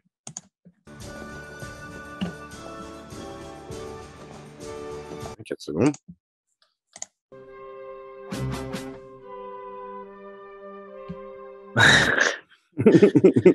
Oui, Ça le te dit quelque chose, sample, non? le sample, c'est quoi? C'est pas du violon, non? Non, c'est pas du violon. C'est du hautbois ou un truc comme ça, non? C'est pas. Mais ouais, le sample du fond, là, c'est exactement le même. Moi, en tout cas, quand j'ai vu la scène, j'étais ah Ouais, putain. l'habillage de percussion est différent, mais le sample justement de hautbois, là, ou de flûte, ou je sais pas, la flûte de Pan, là, ou j'en sais rien, c'est exactement le même. Il y a la même énergie aussi, tu vois. Il y a une il y a un gain de pouvoir dans ce moment-là de cette scène du film. C'est le moment où il commence à découvrir, à voir justement les ficelles du truc, tu vois. C'est juste après qu'il a intercepté le truc à la radio. Et tout d'un coup, il est en train de réaliser qu'il y a un truc qui marche pas, quoi. Puis il y a ce truc-là où. Non, ça, c'est des BZ. Mais il y a un peu des corps qui montent. Et non, j'ai pensé à ça en voyant le film, mais ça m'a fait rire. Moi, c'est surtout la vanne avant qui m'a interpellé, où il dit non, mais allez-y, moi, mon bureau ne tourne pas à ce point. Ah ouais, ah, tu dis quand il laisse passer les gens devant lui. Ouais. Ok, ok. Mais il a déjà là au début, mais en mode van, tu vois, où il est un peu en mode. Là, il est. Ouais, mais écoute cette scène. Je pense qu'il a dû inspirer d'ailleurs limite Bruce Tout-Puissant, tu vois. Parce qu'il y a un moment où il pense qu'il a le pouvoir pour arrêter les voitures, alors que n'importe qui, en réalité, tu fais ça dans la rue, normalement les gens ne traversent pas. Hein. Ils s'énervent, Normalement. euh, mais du coup, je pense que moi, ça m'avait pensé à Bruce Tout-Puissant aussi, cette scène. Enfin bref, scène qui évoque d'autres trucs qui se sont passés après, quoi. Que le theme song de Bruce Tout-Puissant, c'est quand même I Got the Power. J'avoue, c'est chaud. Voilà, je suis un peu fait le tour de toutes les conneries que j'avais à dire. Ouais, bah, on a vite fait évoquer tout à l'heure Philippe Glass parce qu'il apparaît dans le film, mais c'est un compositeur quand même vachement connu et qui a fait un truc cool. Là, la musique du film, elle marche super bien, quoi, justement. Cool la BO. C'est vraiment bien fait. On a notre analyse en profondeur de la musique du film. Et puis voilà, je sais pas, vous avez encore d'autres trucs à dire des scènes que vous avez trouvées particulièrement cool ou particulièrement. Mais je pense qu'on a quand même bien parlé du film en soi, hein, tu vois. Alors moi, j'ai bien aimé quand même juste. Je pense que la scène de fin, elle est quand même assez. Avec le mur. Voilà, on peut en dire, Ouais. deux, trois petites choses justement où le mec il arrive au bout de son univers. Et On a parlé un peu pendant que tu étais parti avant, c'est vrai. voilà. Mais, Mais vas-y, en vas-y. tout cas, je trouvais ça beau quoi, le mec qui arrive à la fin de son univers, qui le perce avec son bateau d'ailleurs, est toujours très surprenante parce qu'elle est d'un calme olympien, vraiment, cette scène. Et d'un coup, sans que tu t'en rendes compte, il transperce le mur, il se baisse, il est choqué. Et c'est beau de voir justement, il arrive, il touche ce mur et il se bat avec. Et, C'est juste, euh, et non. Enfin, c'est assez puissant la manière dont c'est fait, quoi. Et puis après, bah, il y a le côté où il marche et il marche sur le bord, là. Et puis il y a ces marches avec cette porte qui s'ouvre sur le nouveau monde. Et ouais, avec ce magnifique plan sur Exit, je pense que j'aurais pas réalisé le plan différemment. Exit. Ouais, avec Ah, ça rend trop bien. le gros plan sur Exit. La Enfin, sortie de la franchement, réalité, quoi. je Enfin, pense, pareil, hein, Ish, t'aurais été à la Real, à ce moment-là, le mec il monte, un petit gros plan sur le Exit, plan Ouais, c'est large, la clair. porte qui s'ouvre. J'aurais fait la même. Non, non, c'est clair. C'est clair qu'il. Non, mais c'est beau. La fin, elle est trop belle. Et comme je disais, il lui fait quand même un gros. Là, il lui fait un gros fuck. Quand même. Ah, il fait un mmh. gros. À Christophe, il lui fait un gros fuck quand il lui dit. quand il lui dit cette phrase. Et c'est cool. Et je trouve que c'est. Et puis on voit le public aussi qui est très content au final de ça. Tu vois. Ouais, Ah, moi, j'adore. Bah, eux, ils sont fun, tu vois, avec ce mec-là à droite qui joue dans Brooklyn Brooklyn Nine-Nine. Nine-Nine, exact. Ouais, exact. Et le mec pareil, le mec dans la baignoire, là, qui est comme un dingue en train de taper dans la flotte.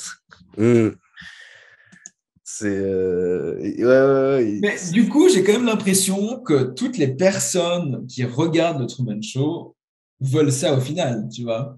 À part le cast qui a besoin de garder Truman à l'intérieur, le Christ, tu vois, Christophe, ça et tout, mais le public, j'ai l'impression, même si le public est voyeur et qui en Alors, soi, ouais. il est pervers de regarder ça, tu vois, mais au final, il lui souhaite quand même de s'échapper de ça, tu vois. Tout le meilleur, ouais, c'est ça. Et Non c'est ce que je disais dès le début, tu vois, le public est vraiment de son côté à lui, quoi. Ils veulent son bonheur et ils sont comme des dingues, même si, tu vois, on n'en voit aucun qui est triste que ce soit fini, en fait. Ils sont tous vraiment heureux qu'il ait réussi à sortir.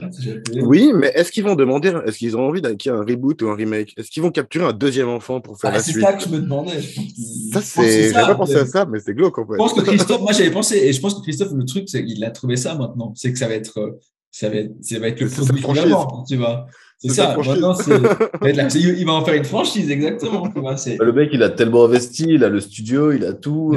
Il a l'exit qui est déjà prêt, tu vois. Puis il a juste à créer l'histoire et puis.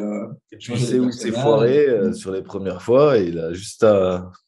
Et puis il a Spa, il a tous les acteurs, tout ce qu'il faut, hein, franchement. Ouais, mais alors oui, on n'a pas parlé de ça, on n'a pas fini là-dessus. On parlait de sa femme, et en fait, au fur et à mesure, elle se fait aussi disparaître, en fait. Elle est remplacée dans le show. Il lui trouve une future femme, et on la voit même pas partir. Il n'y a pas de scène pour ça, tu vois. On apprend Mais juste en même temps, elle a tellement foiré sur cette scène où il y a Elle est justement la scène où elle veut l'éplucher, le râper, le couper. Et du coup, il faut intervenir son meilleur pote pour le pack de bière. Et elle lui saute dans les bras. Elle est là, non. C'est pas professionnel. C'est pas, je peux pas continuer dans ces conditions. Alors, jusque-là, ça va. Et après, en sanglots, elle dit toujours je pense qu'elle voulait partir. C'est pas dans mon contrat. Ouais, c'est chaud, ça. Mais je pense qu'en vrai, elle voulait partir aussi. Enfin, après avoir vécu ce moment, je pense qu'elle n'avait pas nécessairement envie de rester, quoi. C'est fort probable. Mais je trouve que ce truc où tu la vois plus du jour au lendemain de la série, du show, de la télé-réalité, c'est un truc qui ressemble quand même un peu aussi à ce qui est arrivé dans certaines sitcoms ou machin. Tu vois, ouais. un acteur, et puis du jour au lendemain, le personnage a changé, tu ne sais pas pourquoi. Du coup, après, ça fait encore sens. Encore une fois, il fait sens, ce film, même là. Oui, mais c'est quand même expliqué, tu vois, qu'il dit dans les prochains épisodes, ou je ne sais plus s'il utilise ce terme-là, il le dit que sa femme va le quitter et qu'ils vont introduire une nouvelle histoire d'amour. Et on la voit après, on la voit la nouvelle. On la voit. Oui, on la voit la nouvelle, on ne voit pas sa femme partir. Non. Mais c'est expliqué que mais ça va se passer. Du coup, c'est sans cérémonie, tu vois. Il y a vraiment un côté où. Bien sûr. Ouais. C'est un peu comme justement, comme tu as un acteur qui meurt dans un cast de sitcom, tu es là, bon ben. Du jour au lendemain, il faut bien écrire qu'il est parti à la campagne avec. C'est malaise en général quand ce genre de truc là se passe. Ouais. Je me demande si c'est déjà arrivé dans le Truman Show, sûrement, quoi. Sûrement qu'ils ont dû avoir un acteur qui est mort dans sa vie privée, tu vois, et puis. Ah bah merde, alors. Mais.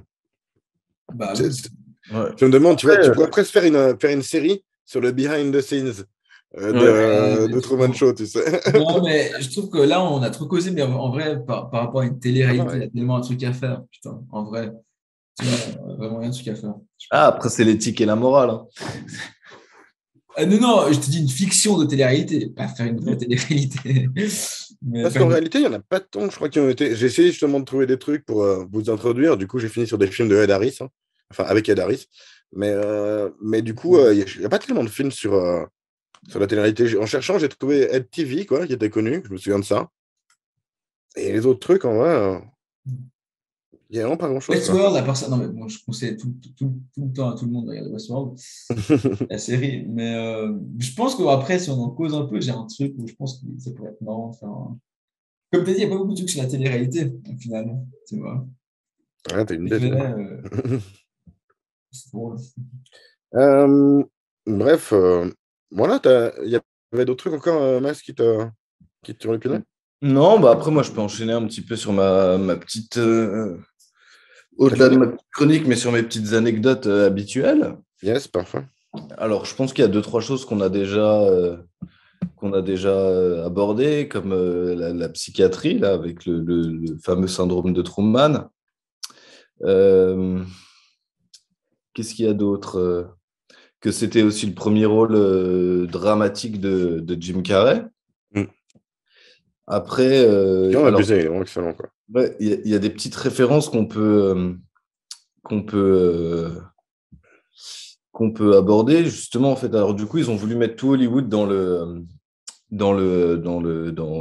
film. Et du coup, il y a de nombreux personnages du film qui tirent leur nom célèbre, enfin, de célèbres acteurs ou actrices du cinéma américain. Ainsi, le nom du personnage de Laura Linney, c'est Meryl qui renvoie à Meryl Streep, tandis que celui de Natasha McElhone, Lauren Garland, qui renvoie aussi bien à Lauren Bacall Ouais. qu'à Julie Garland. En outre, tu as le meilleur ami de Truman, interprété par Noah Emmerich, qui s'appelle Voilà. Marlon, qui fait référence directement à Marlon Brando. Mais alors, ce qui est marrant, c'est que l'acteur s'appelle Noah Emmerich, qui fait une référence à Roland Emmerich. Même l'acteur est une référence. Ouais. Même lui, il s'y est mis. Vas-y, excuse-moi.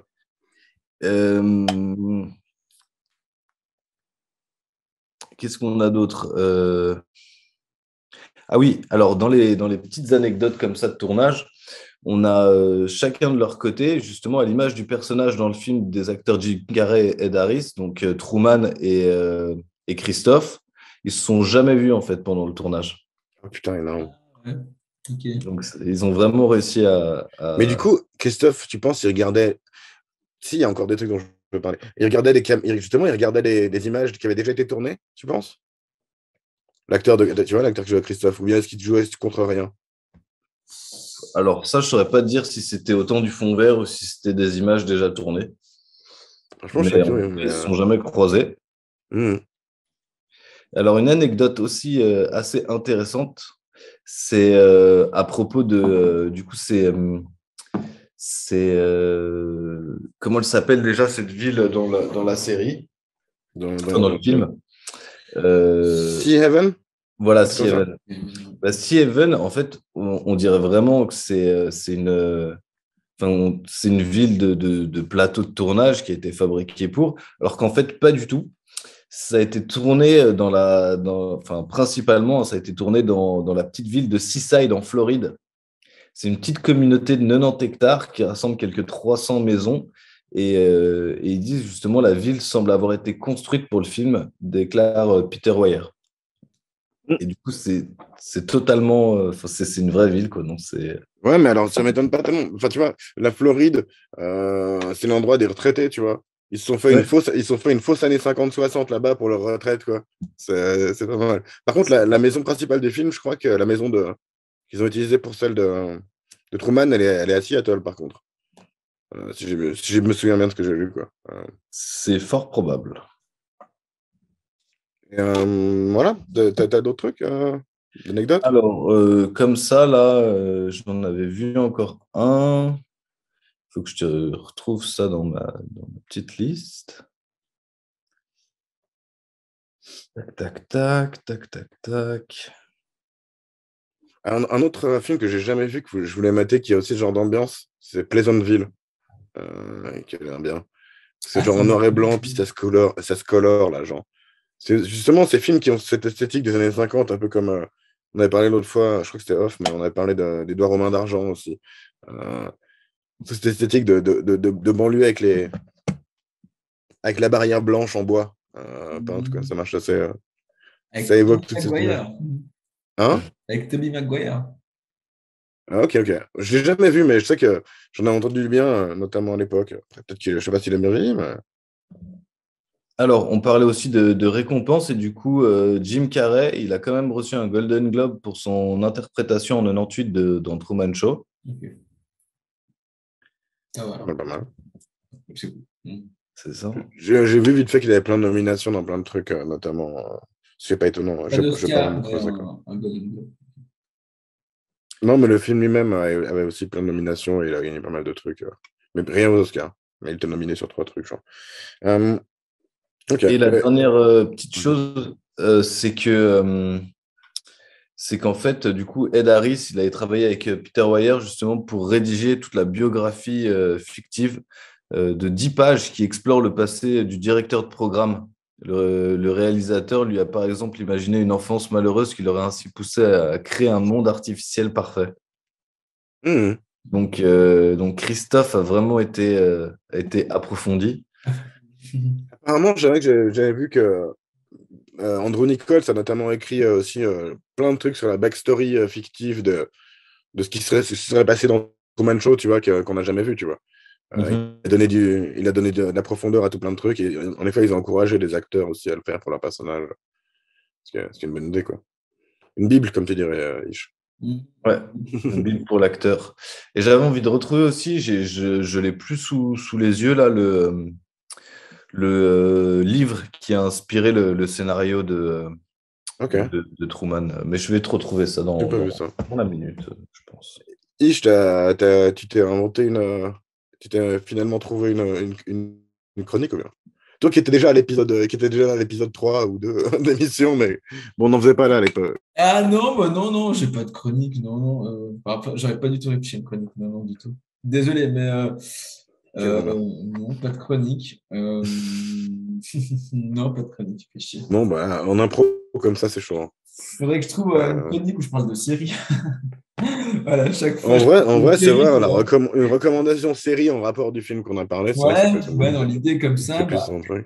comme ça, je pourrais.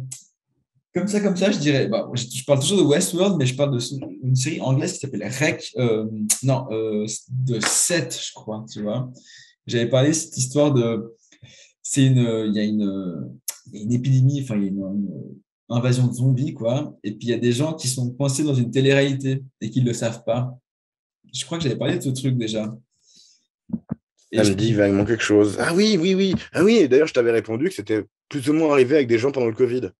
Il y avait une télé-réalité où ils leur avaient pas dit qu'il qu'il y y avait avait le le Covid et Covid. ils l'ont appris en sortant, quoi. Ouais. J'avoue que c'est plus rigolo avec des zombies, mais Avec des zombies, et puis il y a ce côté, ouais, voilà. Ça, je le conseillerais, regardez. Mais c'est tu appelles nul. ça comment? Ah putain, j'arrive plus à me souvenir du titre, fais Faut que chier. tu me retrouves.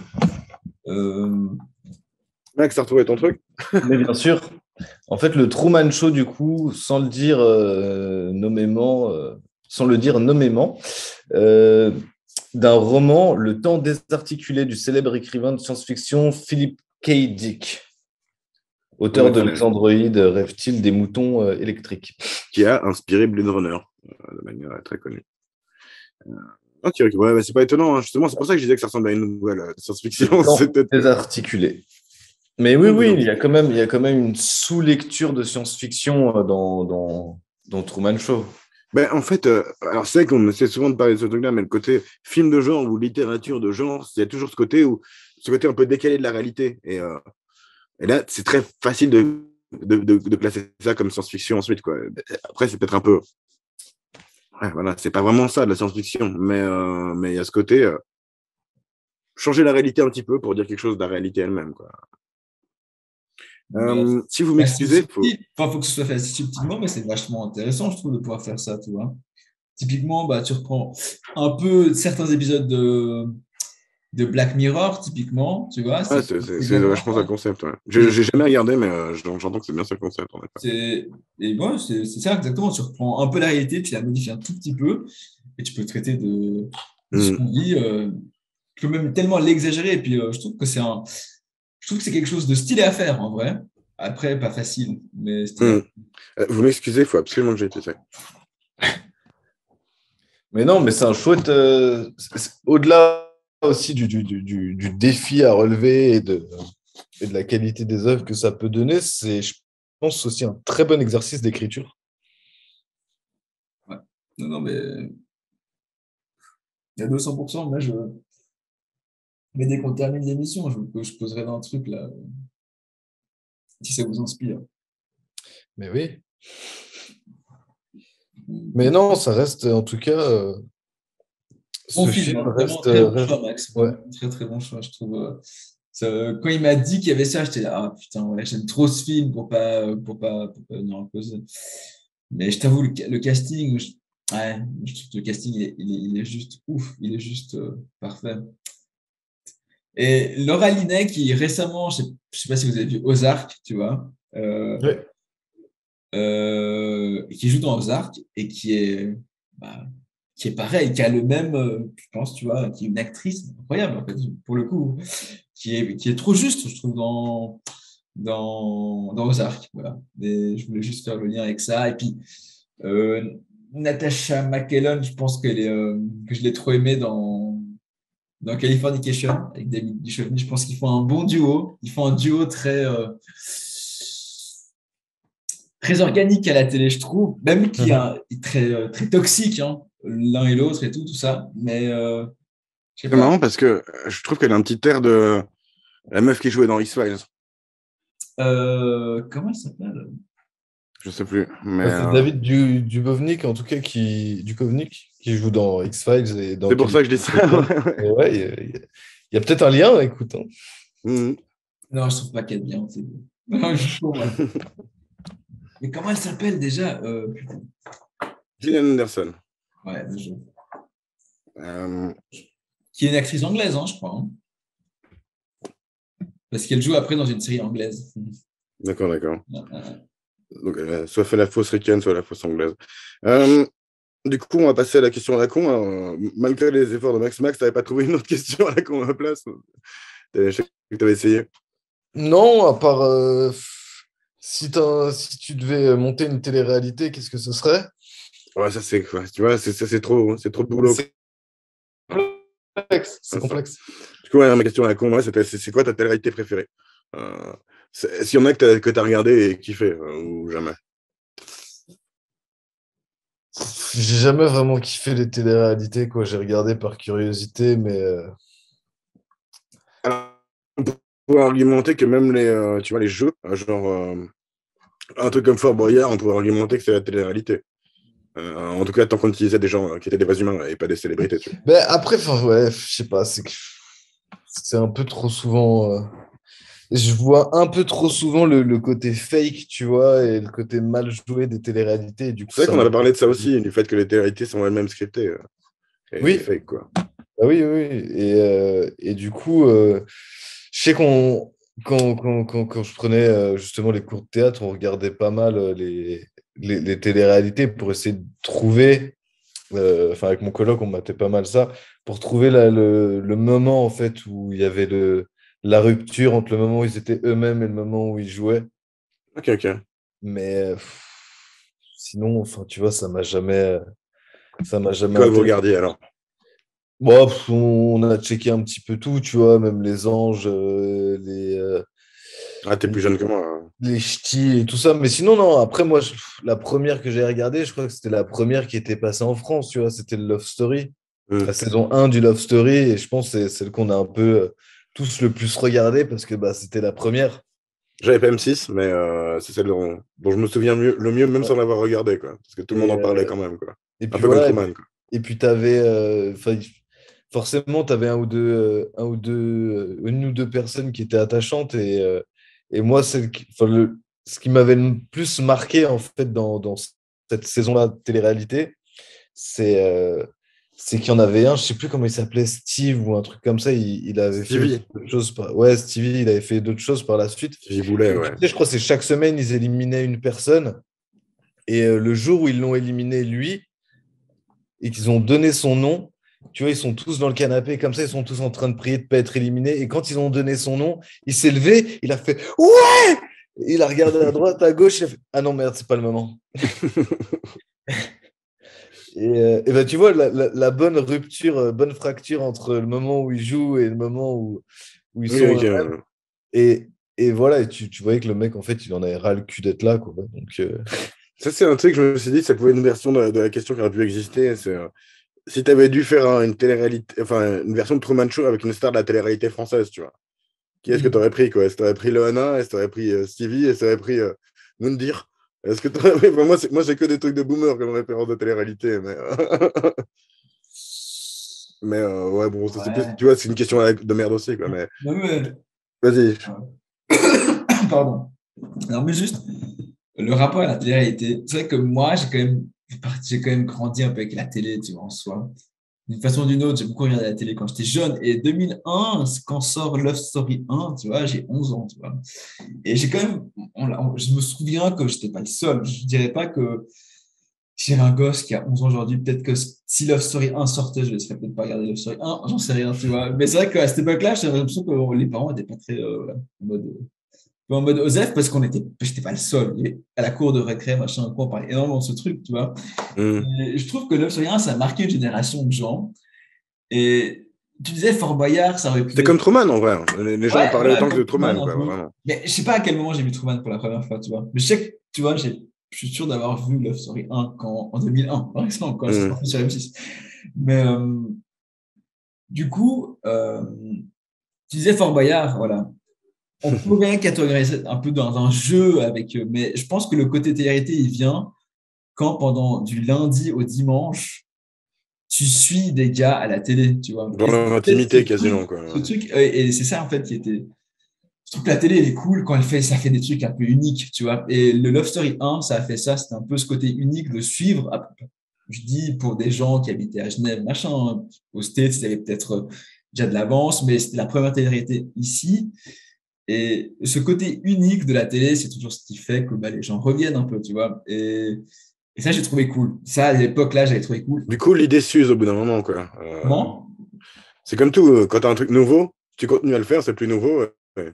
Voilà. Après, c'est un peu ce qui Ça arrive avec la t'emmerde. télé-réalité de manière globale. Et puis après, comme on a dit, je pense aussi, c'est que à ce moment-là, je sais pas si c'était aussi scripté que ça l'est maintenant, tu vois.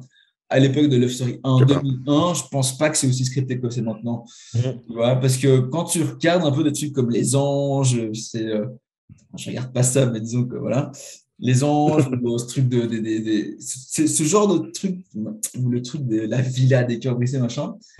Ce que je me suis toujours dit, la réflexion que je me suis faite, c'est genre, est-ce que si vraiment tu mets 8 gars qui sont célibataires, 8 meufs qui sont célibataires, tu les mets dans une villa comme ça, tu mets pas de caméra, est-ce qu'il y a autant d'embrouilles qui se créent ou pas, tu vois? Je suis quasi sûr que non, tu vois? Donc ce côté où, je pense que le côté très fake est devenu maintenant peut-être plus très scripté est venu fait plus sens avec nos rapports à l'image, aux médias, au téléphone, tu vois?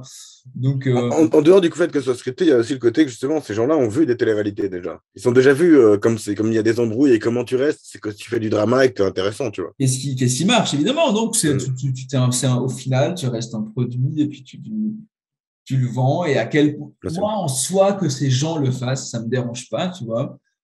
Mais c'est toujours du côté des gens un peu plus jeunes qui regardent ça et de quel œil ils le voient, tu vois. Parce que moi, je sais que Idolâtrer ça, quoi. voilà, mais je sais que c'est important quand même de garder un certain recul vis-à-vis de ça et j'espère que les gens le font. Moi, je sais que j'essaie autour de moi, j'ai ma petite sœur, ça me préoccupait un peu et j'ai compris quand même en causant avec elle deux, trois fois qu'elle avait un certain recul vis-à-vis de ça. Du coup, j'étais un peu rassuré, disons. Mais c'est vrai que c'est vis-à-vis de de cette jeune génération, je pense mais peut-être des bonnes surprises. Hein. Je vois, voilà, le rapport le rapport comment dire, aux réseaux sociaux, pardon, je fais un peu long, mais je prends ma sœur qui a 14 ans de différence avec moi, je vois qu'elle a quand même un rapport assez différent que nous, on a peut-être à notre âge, tu vois. Et Totalement. justement, pas en pire, tu vois, pas en te disant, ah, elle est jeune, donc elle va être super accro aux réseaux sociaux. Je pense que les jeunes ont justement réussi à prendre une certaine distanciation avec ce monde, tu vois, qui est au final, tu joues un rôle dans un monde, tu vois, à travers ton téléphone portable, même si c'est un téléphone si c'est une caméra qui est sur ton portable et qui est pas, tu vois, bah, tu joues un rôle. Tu as une forme de réalité Tu joues parallèle, un un peu. peu Non, sur un jeu. Voilà. Après, à quel point tu es c'est tout à courant. fait un topic, hein, tout à fait sur le sujet. Hein. C'est tout à fait sur le sujet du film. Hein, c'est juste ça. Moi, j'ai jamais appris à documenter ma vie de tous les jours. Il y a des gens qui le font, quoi, et c'est très particulier. Moi, je le ferais pas, Non, on perso. le ferait Mais pas. Moi, je le ferais pas non plus. Mais il y a des gens pour qui ça semble tellement naturel de le faire. Et c'est ça où on parlait d'idées ou quoi. Moi, je trouvais vachement intéressant de faire un truc sur ça. Quelqu'un qui commence ça et qui, au final, on suit tu vois, et on le suit. Et mhm. notamment une fille, ce serait intéressant, je trouve. Mais Après ça, je dis que je ferais pas ça, mais situation critique, c'est un peu ça. C'est une discussion que j'ai avec des gens qu'il n'y aurait aucun besoin de la filmer en réalité. Hein. de la mettre sur je suis Internet, entièrement si, d'accord avec si on toi. veut. Ouais, C'est un après, peu la la démarche est télé-réalité. différente, tu vois, justement, avec l'écart générationnel où nous, on est quand même né avant qu'on invente les réseaux sociaux et avant qu'on invente la télé-réalité. Et du coup, on a toujours cet aspect à vouloir aussi, malgré qu'on est filmé, avoir un côté où on reste nous-mêmes. Alors qu'aujourd'hui, si tu nais avec ce monde qui existe déjà, tu vois, genre, tu es habitué à oui, ben, j'ai ma vie, mais j'ai ma vie alternative que tu mènes sur une image différente de toi, que tu mènes sur les réseaux, que tu mènes devant une Il y a des gens de caméra. notre génération qui l'ont bien vécu, ça. Genre, on peut penser aux gens qui se sont absolument fait une deuxième vie sur World of Warcraft, par exemple. Tu vois, c'est tout à fait de notre génération, ça. Oui, oui, oui, bien sûr, dans le gaming, mais après, même, il y a plein de gens qui arrivent à le faire aussi sur les réseaux Sur des sociaux. Mais forums, à il y a, l'époque. il y a toujours ce petit truc où nous, on a connu l'avant, donc Mhm. il y a une part de toi qui reste. Tu sais, il y a un truc pour moi, Brièvement. c'est que cette génération-là dont je parle, tu vois, enfin, je pense que c'est l'exemple de ma soeur ou quoi, mais donc on a 14 ans de différence avec ma soeur. C'est des gens qui ont eu toute leur vie apportent dans leur poche un échappatoire sur le monde. Tu vois, sous la forme de ça, tu vois. Et une réponse à presque n'importe quelle question aussi. Ça, c'est aussi particulier, quoi. Ouais, exactement, exactement. Tu vois, genre maintenant, à nous, quand on était jeunes, on se posait une question, on était là, ah, putain, bon, au final, shit, on sait pas. Et tu vois, T'en qui a débat gagné, pendant une heure. la Coupe du Monde, en je sais pas quoi, tu vois. Voilà. Maintenant, ces gens-là, ils ont ce truc où, tu vois, et voilà. Et je pense qu'il y a cet outil hein, qu'on peut maudire ou pas, tu vois, a fait une certaine, a créé un certain, a créé un nouveau, un déclencheur, je sais pas, créer quelque C'est- chose de c'est- nouveau. Ça reste qu'un outil, ça je suis d'accord, mais la question, c'est que un truc que je trouve intéressant par rapport au film, c'est que ça a créé une autre forme de bulle d'enfermement, tu vois, d'une certaine manière. C'est que ça t'a permis justement de t'ouvrir sur le monde sans finalement prendre de risques, d'une certaine manière, tu vois. Exact, Tu vas ouais. pouvoir avoir les plus belles chutes d'eau du monde en 1080p, en 1080p en VR ou je sais pas quoi. En 4K UHD, bien sûr, Voilà, ouais. au final, entre les voir là sur ton écran ou les voir en vrai, les C'est pas la notions, même chose, bien sûr, non, 200%. mais je pense que c'est une manière. Si on voulait être parano, ou tu vois, ou si on voulait faire un Truman Show dans le genre, c'est une manière. Enfin, si vous voulez faire un remake, je suis désolé, il faut arrêter de leur donner des idées, hein, j'aime pas les remakes. Mais si vous voulez faire un remake, il y aurait vachement moyen de prendre cet angle-là aussi, finalement. Euh, ouais, voilà. Et je voulais ajouter un dernier truc. Une émission de télé-réalité que j'aurais trop aimé faire, c'est koh. Mais sans les cams, tu vois, sans ce côté un peu. Mais genre, je trouve les épreuves dans koh tellement stylées. J'aime bien ce côté survie et tout. Et je Bah, trouve va que, au Club Med, hein. hein? Non, mais non. Le maître, c'est la branlette. Les vraies épreuves, voilà. Je souligne quand même qu'il y a un gars, son taf à l'année, c'est d'aller sur une île et fabriquer des jeux qui sont juste trop stylés. Donc, voilà. Rien que pour ça, je trouve que c'est cool. Et je trouve que non, mais vraiment les épreuves dans koh, je regarde pas les trucs de Survivor, machin et tout, mais koh, c'est quand même le truc, J'aime bien un truc de Survivor. peut-être la seule émission de télé-réalité que je pourrais quand même, que j'ai déjà regardé, bien sûr, quand il y avait des camps, machin. Je trouve intéressant. Et puis, surtout, l'épreuve physique, je trouve cool. Après, il y a toujours cet aspect des votes qui me fait toujours chier, parce que ce sera jamais vraiment que à la, comment dire, aux capacités physiques. Compétence, ouais. Non, voilà. Mais sinon, bonne émission que j'aurais voulu faire sans les caméras. Bah ouais, je suis un peu, je suis un peu comme toi, à part que. Alors, j'aime pas le côté vote, mais j'avoue que j'aime comme bien le côté, justement, comme tu disais, survie, quoi, en tout cas, dans koh. Dans le genre, j'avais vu un truc que j'avais vachement kiffé qui s'appelait Naked and Afraid, où c'est. Ils sont tous Ouais, nus. ils sont tout nus avec un sac où ils ont genre le droit d'amener un objet et ils doivent genre se démerder. Ouais, j'ai jamais vu ça, mais j'ai Je pense que c'est très scénarisé. ouais. Au minimum, c'est très monté, mais le drama marche bien. Et puis tu découvres des trucs intéressants. Finalement, même au niveau, c'est sûrement pas les trucs qui marchent au niveau survivalisme, mais c'est fun à regarder en tout cas. Ouais. Et sinon, merde, je me souviens plus. Il y avait un autre truc qui était au borderline télé-réalité, mais je ne sais plus ce que c'était. Mais sinon, ouais, voilà, moi j'avoue que c'est quand même les trucs à la koh. J'aime bien. C'est quoi le truc que tu avais dit avant, juste avant koh? Je sais plus. Ouais, Love Story. Je dis love. Story. Alors, moi, c'est que Love Story, justement, j'ai pas regardé comme. Mais il y a eu, à part ça, je me Moi, souviens. ma première télé-réalité que j'ai regardée à l'époque, c'était la Starac. Ah ouais, ok. Et Ouais. j'étais Team Olivia Ruiz à l'époque. Donc, Ah ouais, ouais, ouais. j'avais un peu le nez, Ok. j'avoue, hein, par rapport aux autres. T'as eu Non, Je considère pas ça. Si Star Academy, ouais, c'était un peu télé-réalité parce qu'ils faisaient. C'est pas comme The Voice. On les voyait prendre des cours et tout ça aussi, ouais. C'était pas juste Ouais, un puis ils s'embrouillent cours. dans les chambres, quoi. Star Academy, c'était pas TF1? Ouais. Bah oui, moi, j'ai pas M6. Ouais, c'est juste ok. Mais ouais, non, Star Academy, ça m'a gavé en fait.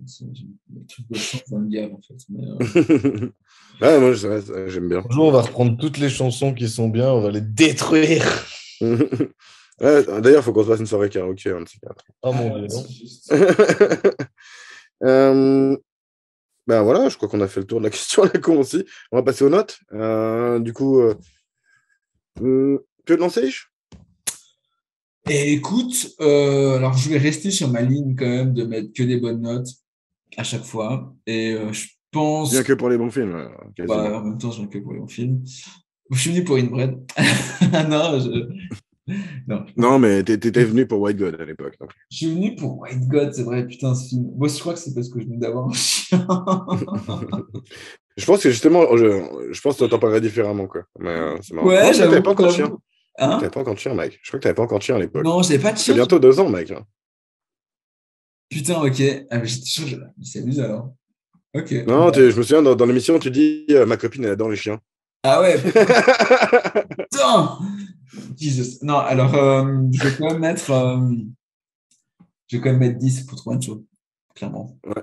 Clairement, parce que pas grand- je trouve que quand il y a pas, on a parlé pendant vachement de temps de ce film, mais quand il n'y a pas grand chose à dire quand tu le regardes une fois, comme j'ai dit, hein, tu regardes ce film avec, on peut le regarder, genre, entre nous qui les regardons, voilà, qui aimons Non, mais ça d'un là, point on de fait vue. exprès. Là, on l'a regardé pour en parler.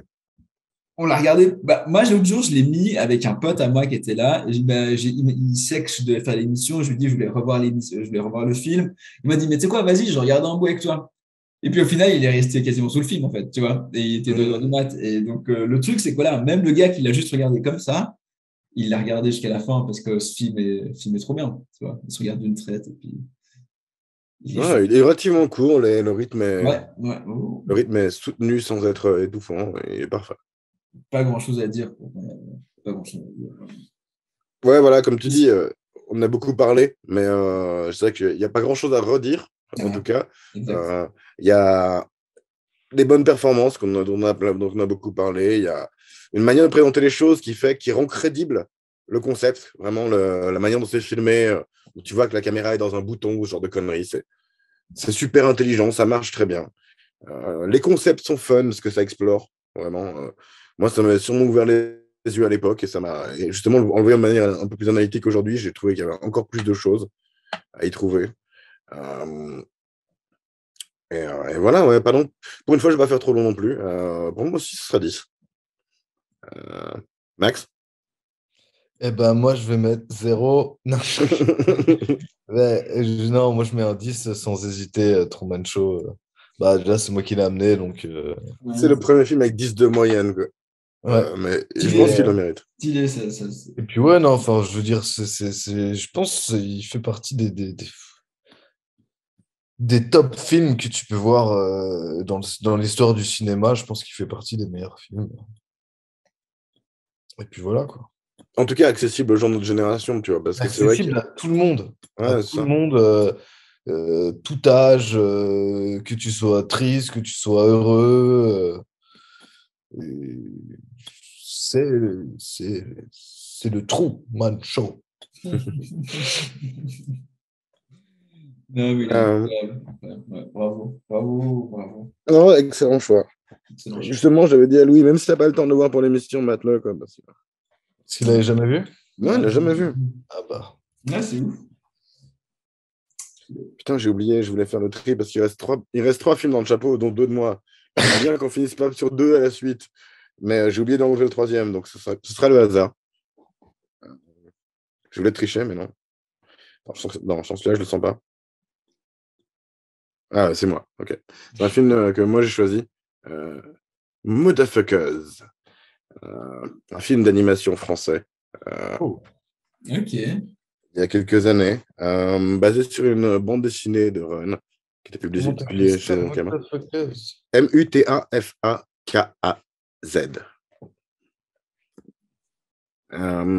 Qu'ils avaient dû mettre en MFKZ pour les États-Unis parce que c'est trop près de Motherfuckers. Parce que, voilà. Et c'est un truc, tiens, je vais montrer une image. Si tu es dessus, montre une image, tiens, Max, fais un partage. C'est vraiment, c'est une identité visuelle qui est assez cool, je trouve. Et puis, la voix principale, la voix du personnage principal, c'est Orelsan. Partage l'écran. Non, ça ne marche pas. Mais bon, ouais, voilà, il est justement. Ah bah voilà, là ça y est, ça marchait quand tu as tourné dessus. Je vais le faire. Merci, Max.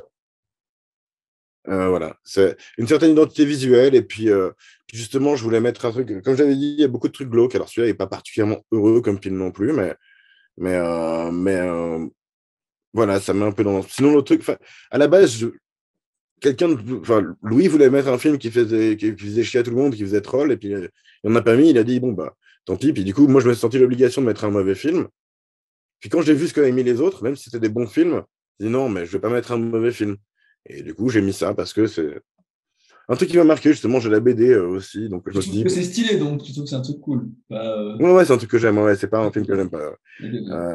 Et du coup, ouais, j'ai failli mettre un film que j'aime pas, mais finalement, j'ai mis ça parce que je me suis dit, on va se faire plaisir. Et puis, ouais, voilà, c'est pas un truc parce que je me souviens de grande profondeur, mais ça a vachement de style. Et on va beaucoup parler de forme plutôt que de fond par rapport à cette semaine, ça c'est sûr, quoi. La semaine prochaine, enfin, je pense. Mais et puis bon, voilà, vous savez, j'aime bien mettre un film d'animation. C'est oui, bien. Je suis content parce que je pense qu'il y a beaucoup qui l'ont pas vu du coup. Moi, je l'ai pas vu. Moi, je l'ai pas vu du tout non plus. Je crois que Gab l'a vu. Après, je suis vraiment pas fan de Orelsan et Gringe, mais bon, si c'est que leur voix, ça passera peut-être. J'ai une tendance à les détester un peu. Carrément. Ouais. Bah c'est bien, ça fera partie du débat la prochaine fois.